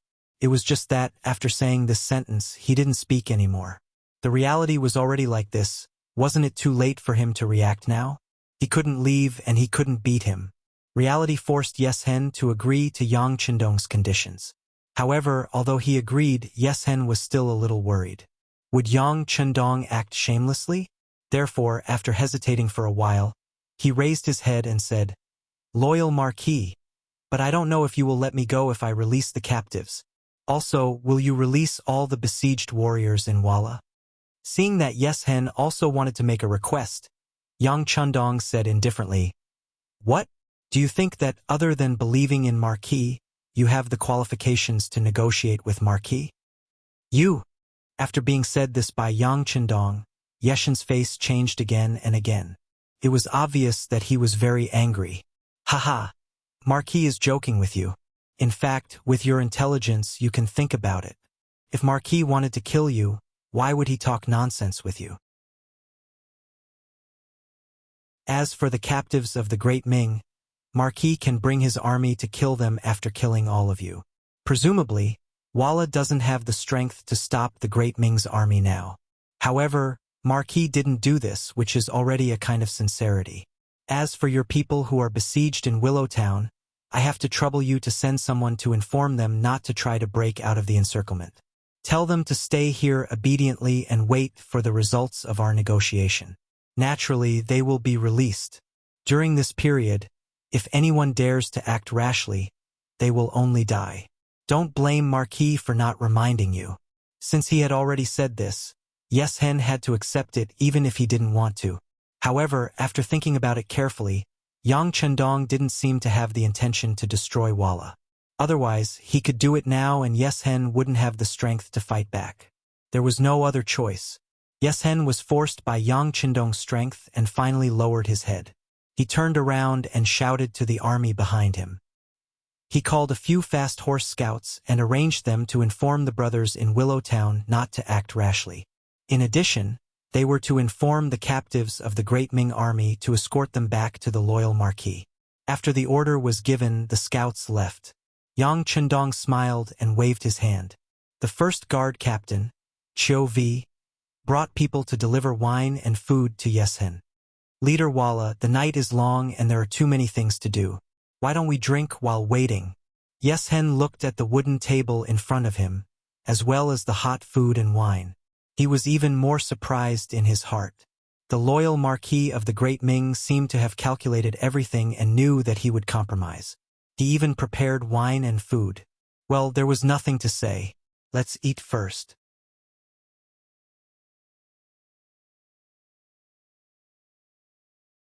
Chapter 214.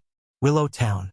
After Borromeo met up with General Nigong, he tried to charge out a few more times, but they all ended in failure. After many warriors died, the morale of the army began to waver. When faced with the general's order to break out of the encirclement, not many people were willing to go along with it. Charging out despite knowing that they would die wasn't bravery, but recklessness. Everyone only had one life. Who was willing to die so carelessly? As they waited and broke out of the encirclement, the sky gradually began to brighten. It also welcomed the scouts sent out by Yeshen. When the scouts arrived and said that their leader didn't want them to break out of the encirclement and to wait in Willowtown, the first to disagree was Borromeo. This time he came with great ambition, but suffered heavy losses time and time again. This made him feel great shame. Seeing that the sky was already bright, the problem that restricted their vision was solved. It was time to charge out, but he was told to stay in place and wait for orders. How could he be willing to accept that? Did my big brother really say that? Does he know that we have already investigated that there are only a few thousand Ming soldiers surrounding us? With our 20,000 soldiers, we can definitely charge out. When that time comes, it will be our time of great victory. Borromeo said to the scouts with a face of unwillingness. Unfortunately, these scouts didn't have any status.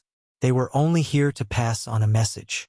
They couldn't give any reply to Borromeo's words. Seeing that the scouts didn't say anything, Borromeo straightforwardly shook his head. You said that my big brother is facing off against the loyal Marquis, right? That's good. Say, if you suddenly charge out of Willowtown and come behind the loyal Marquis, do you think you can eliminate him with a pincer attack? If that's the case, will there be anyone in the Great Ming Dynasty who dares to oppose the Walla? There shouldn't be anyone. The scouts seemed to have seen some hope as they replied. In reality, the scouts didn't really understand the order this time. However, since their leader had spoken, they had to carry it out. Seeing that the scouts he sent agreed with his suggestion, Borromeo couldn't help but be overjoyed. Good. Since the people sent by Big Brother have agreed, then we will do as this general says. As soon as Borromeo finished speaking, the vanguard general beside him immediately raised a different opinion. We can't do that. The scouts are only there to relay orders. They don't understand the situation on the battlefield at all, so we should listen to the leader. The scouts don't understand the situation on the battlefield, but we do. General Nigong, don't tell me that you've become discouraged and scared after being defeated a few times in one night. You're our Vala's general, you should be brave and fearless. Borromeo said with a mocking smile. After being refuted by Borromeo, the general's expression changed again and again. However, he was not good with words and didn't know what to say. In the end, he simply turned his head away and used his actions instead of his mouth to express himself. If you want to disobey, then go ahead. This general will listen to the leader's orders and stay in Willowtown obediently. There were less than 4,000 soldiers left in the original vanguard army, which did not affect the overall situation. Since it didn't make sense, Borromeo decided to just ignore it. He would just lead the army forward. At that time, he would kill the Great Ming's loyal Marquis and the credit would be his alone. Perhaps it was because he couldn't wait any longer, or perhaps it was because he wanted to make a contribution, that child Borromeo ignored his elder brother's orders and began to gather his troops. Taking advantage of the darkness of the sky, he headed for the western end of Willowtown and made a counterattack. The sky was already bright. Commander Xiaofeng and Commander Wuxia, who were in charge of guarding here, could also clearly see some of the situation in Willowtown. With the help of binoculars, they could see even further than the enemy. The Walla soldiers in the town suddenly began to gather. This scene was clearly captured by the two of them, and they quickly guessed the enemy's intentions and thoughts. Inform Sir Tiger's man to prepare artillery support at any time. They knew that the Walla cavalry in town outnumbered them by 10 times. For safety reasons, it was also the 6th young master's order to inform Tiger's man to prepare once they discovered something that couldn't be disobeyed. Xiaofeng and Wuxia didn't dare to be careless and quickly made preparations. In less than an hour, the west side of Willowtown suddenly became much more lively. Countless Walla cavalry charged out from here. Borromeo even took the initiative to lead the charge. He wanted to use his actions to inspire the other warriors to charge out of Willowtown and kill the Great Ming's loyal Marquis. They're coming out, they're coming out. Everyone get ready. Inform Sir Tiger's man to prepare artillery support. After seeing countless enemies appear in front of their eyes, Xiao Feng and Wusheng both gave military orders to their own cold front soldiers. At the same time, they used the radio communicator to inform Tiger's Man that they could fire. After Tiger's Man received Xiao Feng and Wu Sheng's request for reinforcements, he immediately loaded another FGT 203mm towed cannon that hadn't fired yet. One of the two FGT 203mm towed cannons was aimed at Yeshin's camp, while the other was aimed at Willowtown. At this moment, Tiger's Man received the news and used the second cannon to fire. Borromeo was leading tens of thousands of Walla cavalry to charge out of Willowtown. Under his leadership, the morale of the army increased by a lot. Adding on the fact that they had a large number of people, they seemed to have an unstoppable momentum when they charged out of town. However, this seemingly powerful momentum was met with a hail of bullets from Xiao Feng's 1st Company and Wu Sheng's 4th Company. Over 100 cavalrymen fell to the ground. However, this momentum didn't seem to have any intention of fading. On the contrary, it became more and more intense. With the continuous charge, more and more Walla cavalry fell to the ground. It was to the point that the path forward was blocked by the corpses of the war horses and soldiers. But in the end, because there were too many cavalrymen, they still managed to charge out. Among the crowd, when Borromeo saw that they had made it out of the town, his face lit up with joy. Holding a saber in his hand, he shouted loudly, a bloodthirsty glint in his eyes. He wanted to charge forward and kill all the Ming soldiers who had heavily injured the Walla cavalrymen, letting them know what it meant to overestimate one's abilities. Seeing the Walla army charging out and getting closer and closer to them, the 3 commanders of the Ming army, Sun Tong, Yang Jie, and Mao Fushou, all had pale faces. Even though they still had 3,000 Ming soldiers under their command, they were all trembling in fear in the face of Walla's army. It looked like they would collapse at any moment. Boom! Just as the Ming army was in chaos and chaos was about to break out at any moment, just as Xiao Feng and Wu Sheng were shooting with all their might with Lung Feng, the enemy was getting closer and closer due to their disadvantage in numbers. Just as it was extremely dangerous, a loud explosion suddenly sounded above their heads. Following that, a cannonball landed in the middle of Walla's army. The cannonball landed right where the Walla cavalry were most concentrated. With just one cannonball, at least 100 Walla cavalry soldiers were killed. As for the number of people who were injured, it was even more uncountable. Unfortunately, Borromeo was in the crowd. His originally ferocious face was directly swallowed by the cannonball. Not even his bones were left. Borromeo died, along with nearly 100 cavalrymen and even more injured people. This cannonball also stunned the advancing Walla cavalry. Before this, they had some understanding of the cannons of the Ming dynasty. However, those cannons could only shoot out a heavy iron ball. The damage it could cause was only in a straight line. As long as they avoided the iron ball that could only attack in a straight line, their lives would not be in danger. How could it be like this cannonball that landed without any warning? Moreover, when it landed under the flames, its lethality was so great that it gave people the feeling that there was no way to avoid it. The people who were stunned by the cannonball reined in their horses and stopped.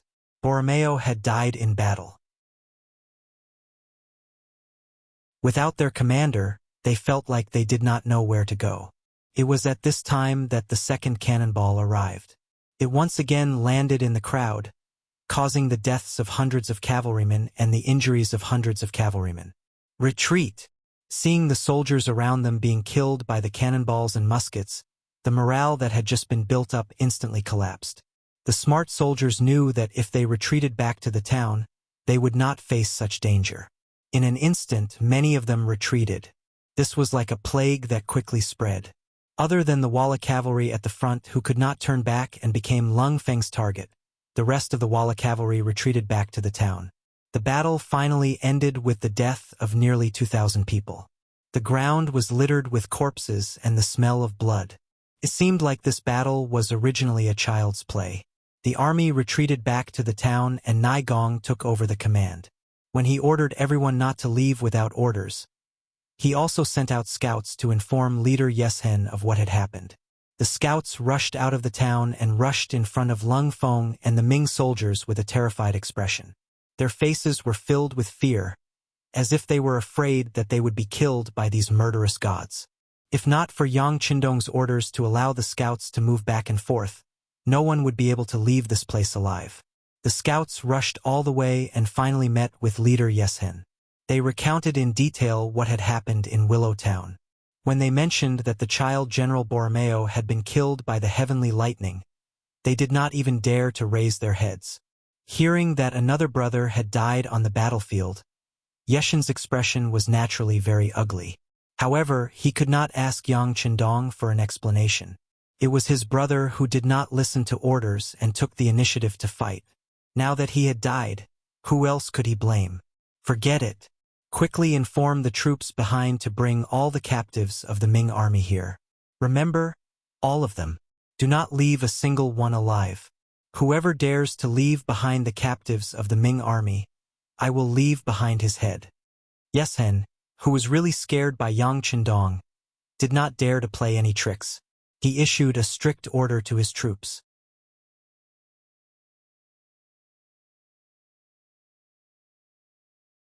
Chapter 215. In the Imperial Palace, Daizong Zhuqiu was pacing back and forth in the throne room. Because he was worried about the battle ahead, he could no longer remain seated on the dragon throne.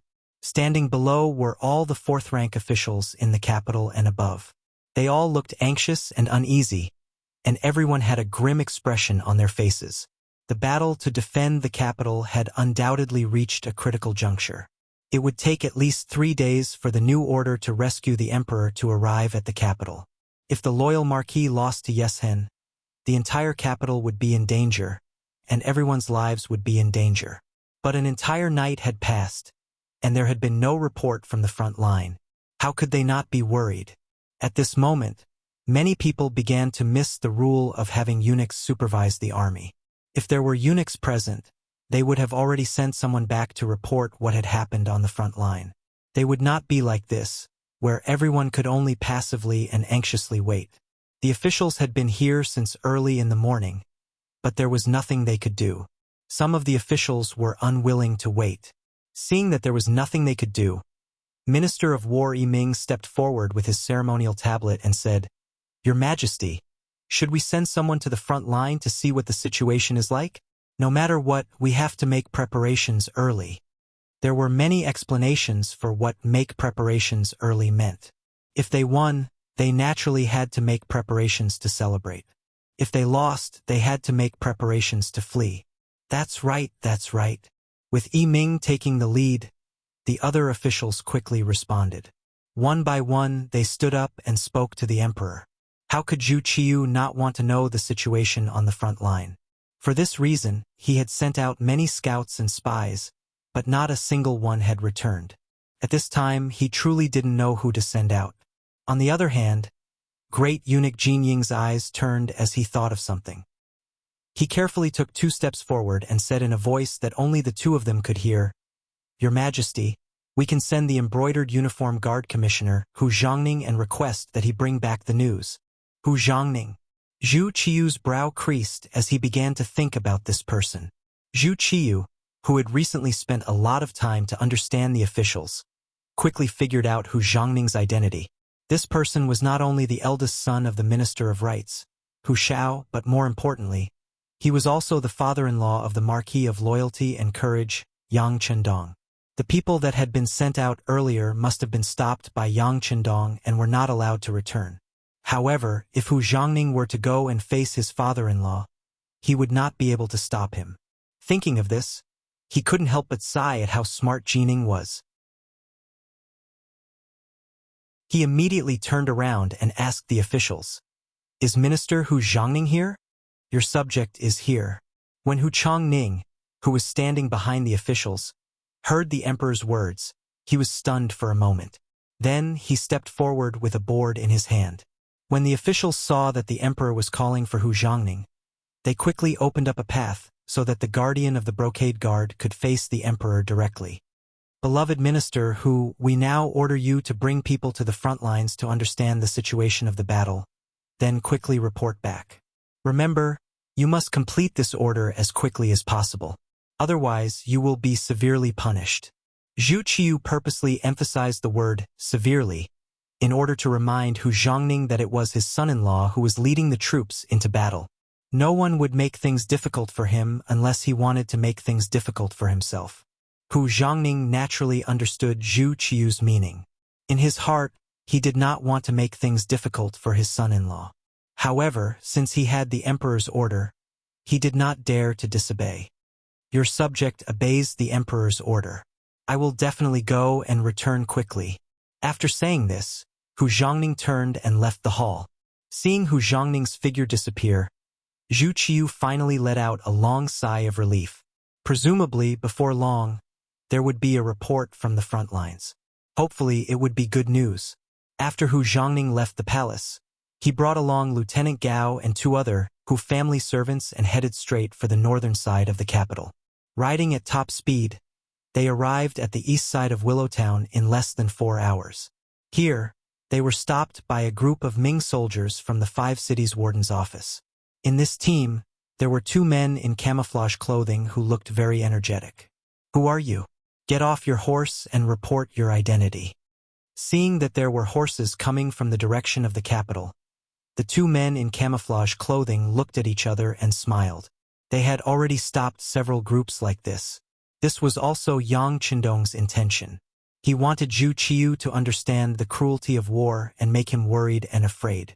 If you wanted to make others afraid of you, it was not as simple as beating them up.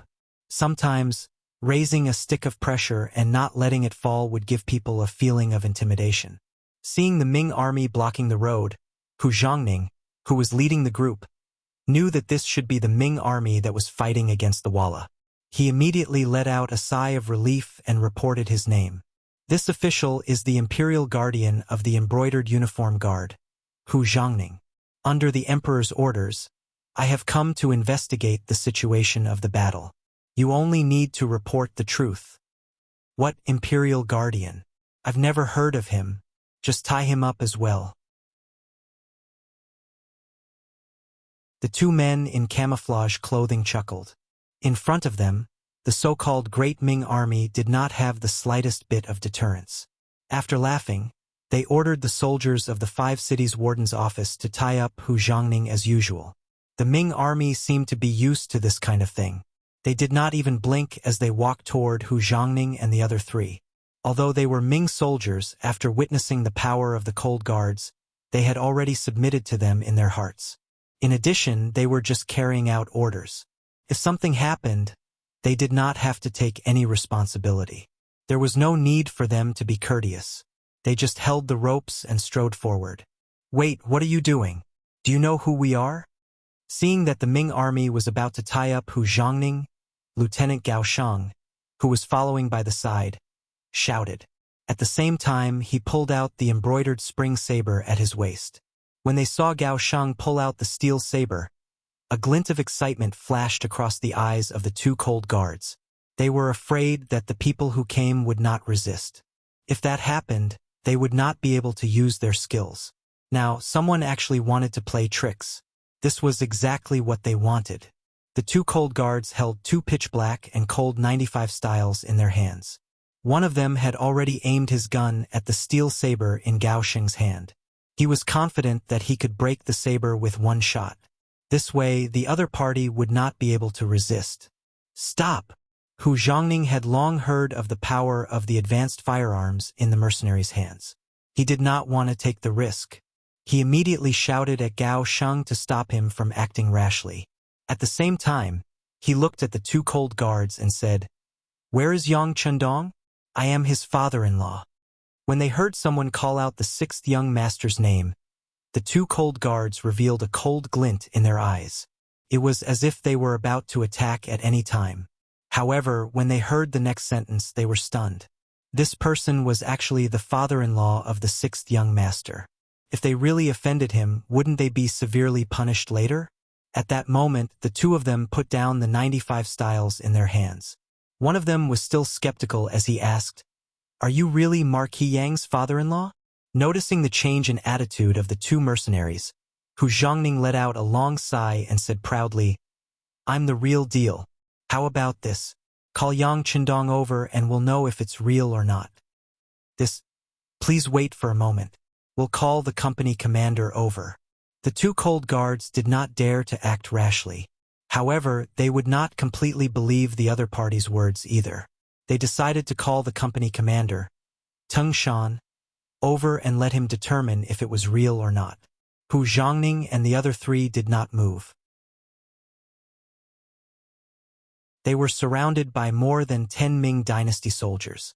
One of the cold guards stayed behind and stared at the four of them cautiously. From the looks of it, he seemed to be ready to attack at any time. Not long after, Tung Shan, who was also wearing a camouflage uniform but had the insignia of a major, hurried over. Tao Jin, the commander, came with him. As for Commander Gao Li, he stayed behind and was in charge of watching the Walla cavalry in Willowtown to prevent them from making any strange movements. Tung Shan did not know Hu Zhongning. However, he knew that the sixth young master had married Hu Yen as his first wife. This time, he brought Tao Jin over so that he could identify the people. Tao Jin was one of the commanders of the 5 cities warden's office. Naturally, he was familiar with all the noble families in the capital. From afar, when he saw that the person who came was indeed Hu Zhongning, he hurriedly cupped his fist and said politely, "So it's Lord Hu. Please forgive me for not coming out to meet you." Since Tao Jin had said so, how could it be fake? Tung Shan immediately saluted politely and said, "This subordinate is the commander of the 3rd company of mercenaries. Greetings, Lord Hu." This company commander is too polite. Since the other party's attitude was so respectful, Hu Zhongning naturally greeted him with a smile. Then he asked, "Oh right, why don't I see the loyal Marquis? May I know where he is now?" "Lord Hu, young Marquis is not here. He is meeting with the Walla's leader, Yes Hen, at the front line. I don't know what business you have, but if you must meet with young Marquis, I will have to report it." Tung Shan said politely. He could ignore other people, but in front of Hu Zhongning, he could not put on any airs. Hearing that Yang Chundong was meeting with Yes Hen, Hu Zhongning was shocked and asked, "Meeting? Is there any danger?" "There shouldn't be any danger for now, but I don't know the specific situation." Tung Shan shook his head. It was true that Hu Zhongning was the father-in-law of the 6th young master, but he was not a member of the Yang family, so there was no need for him to explain. He did not know the specific situation of Yang Chindong, but when he thought of the strength of the mercenaries and Yang Chindong's ability to plan ahead, Hu Zhongning was not too worried. "I see, but how is the situation now? The emperor is waiting for my reply." I don't know the specific situation, but what I can tell Lord Hu is that the Walla's army has been blocked by us outside Willowtown. They will not threaten the safety of the capital." Tung Shan hesitated for a moment and gave a rough explanation. As for the specific situation, without the authorization of the 6th young master, he would not reveal it.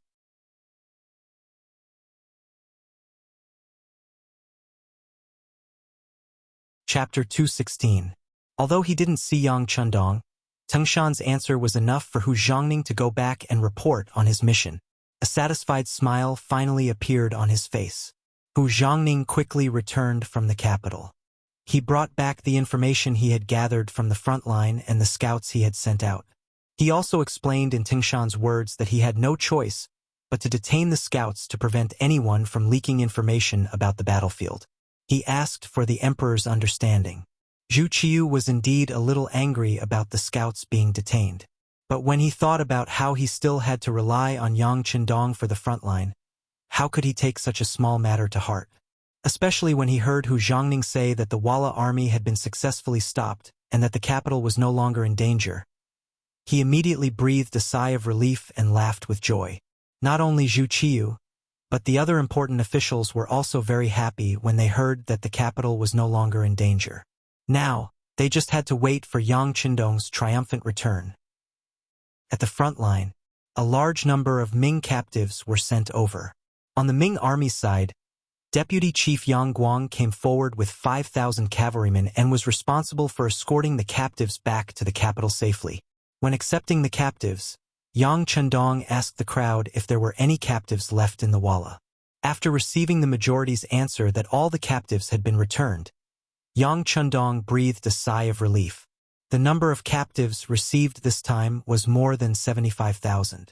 Most of them were brave soldiers who had been through hundreds of battles. They were just scared out of their wits before, so they couldn't display their full strength on the battlefield. Yang Chendong could imagine that with these 75,000 captives, the safety of the capital would no longer be a problem. Zhu Qizhen could finally sleep without worry. He had successfully completed the important task of protecting the capital of the Great Ming Dynasty. As for whether these people would be used by Zhu Qiyu to deal with him in the future, Yang Chendong wasn't too worried. Firstly, he had the mercenaries in his hands, so he had to think carefully before making a move. Secondly, these people were all saved by him, so they would have a lot of resistance in their hearts to deal with him. Thirdly, Zhu Qizhen was still in Nanjing, so Dai Zong had to think carefully before making a move against him. With these 3 points, his safety shouldn't be a problem. After dealing with the captives, it was time to release the Walla army and let them leave. This was what worried Yeshen the most. Previously, when he was controlled by someone, he had no choice but to do as Yang Chendong said. Now that the matter was done, would he keep his promise and let's release him and the tens of thousands of Walla cavalry? On this point, Yeshen was a little worried. Everything was as Yang Chendong said before. If he really wanted to deal with the Walla, then he could directly take out a few more cannons from the warehouse. He didn't have to worry about not being able to defeat the Walla, but he didn't do so. He still knew the principle of putting away the bow after the birds are done. If he didn't leave a big enemy for Zhu Qiyu, then when he really wanted to deal with him, he would have no scruples. Therefore, when Yang Chendong released more than 20,000 captives from Willowtown and let them join Yeshen, this person was so moved that he cried out. It was no wonder that he did this. The population of the Walla was not large, and there were even fewer young men who could fight. If all the captives were killed this time, then he would really become a commander without an army. He was afraid that when he returned to the grassland, he wouldn't be able to dominate the grassland, and it would be a miracle if he didn't get bullied by others. Seeing that more than 20,000 cavalry had safely retreated, when he looked at Yang Chendong, Yeshen said in a very admiring tone, "Marquis of the Great Ming, you are a real man. You do what you say, which is admirable. If you are willing, the two of us can join forces. At that time, no one in the Great Ming will be our opponent. At that time, there will be gold, silver, treasures, and beautiful women for us to choose from. Isn't that better?" Yeshen invited sincerely, and Yang Chendong's face showed a smile. "Leader Yeshen, there is not only one Great Ming in the world. There are many countries and ethnic groups in places that we don't know about. Why do you only want to deal with the Great Ming?" Yang Chendong's answer made Yeshen stunned. He didn't expect such an answer. He lowered his head, and after hesitating for a moment, he raised his head and said, "As you said, this world may be very big, but we can't even deal with the Great Ming. How can we talk about other grand plans?" No. Yang Chendong stretched out his right index finger and made a shaking motion. "As the leader of the Walla, you must first have confidence in your captives. With them, you can achieve something. As for why you can't take down the Great Ming, it is because your strength is too weak. There is an old saying in the Central Plains, and I will give it to you here. To forge iron, you must be strong. Without enough strength, you can't achieve anything just by relying on the other party's mistakes. To forge iron, you must be strong." Yeshen thought about this sentence thoughtfully. Yes, that's right. Walla doesn't lack soldiers who are brave enough to risk their lives. Your living environment and conditions made your men very brave at a very young age. On the battlefield, they can gallop everywhere. But do you know why they still failed? Yang Chendong nodded and guided Yeshen. Why did they fail?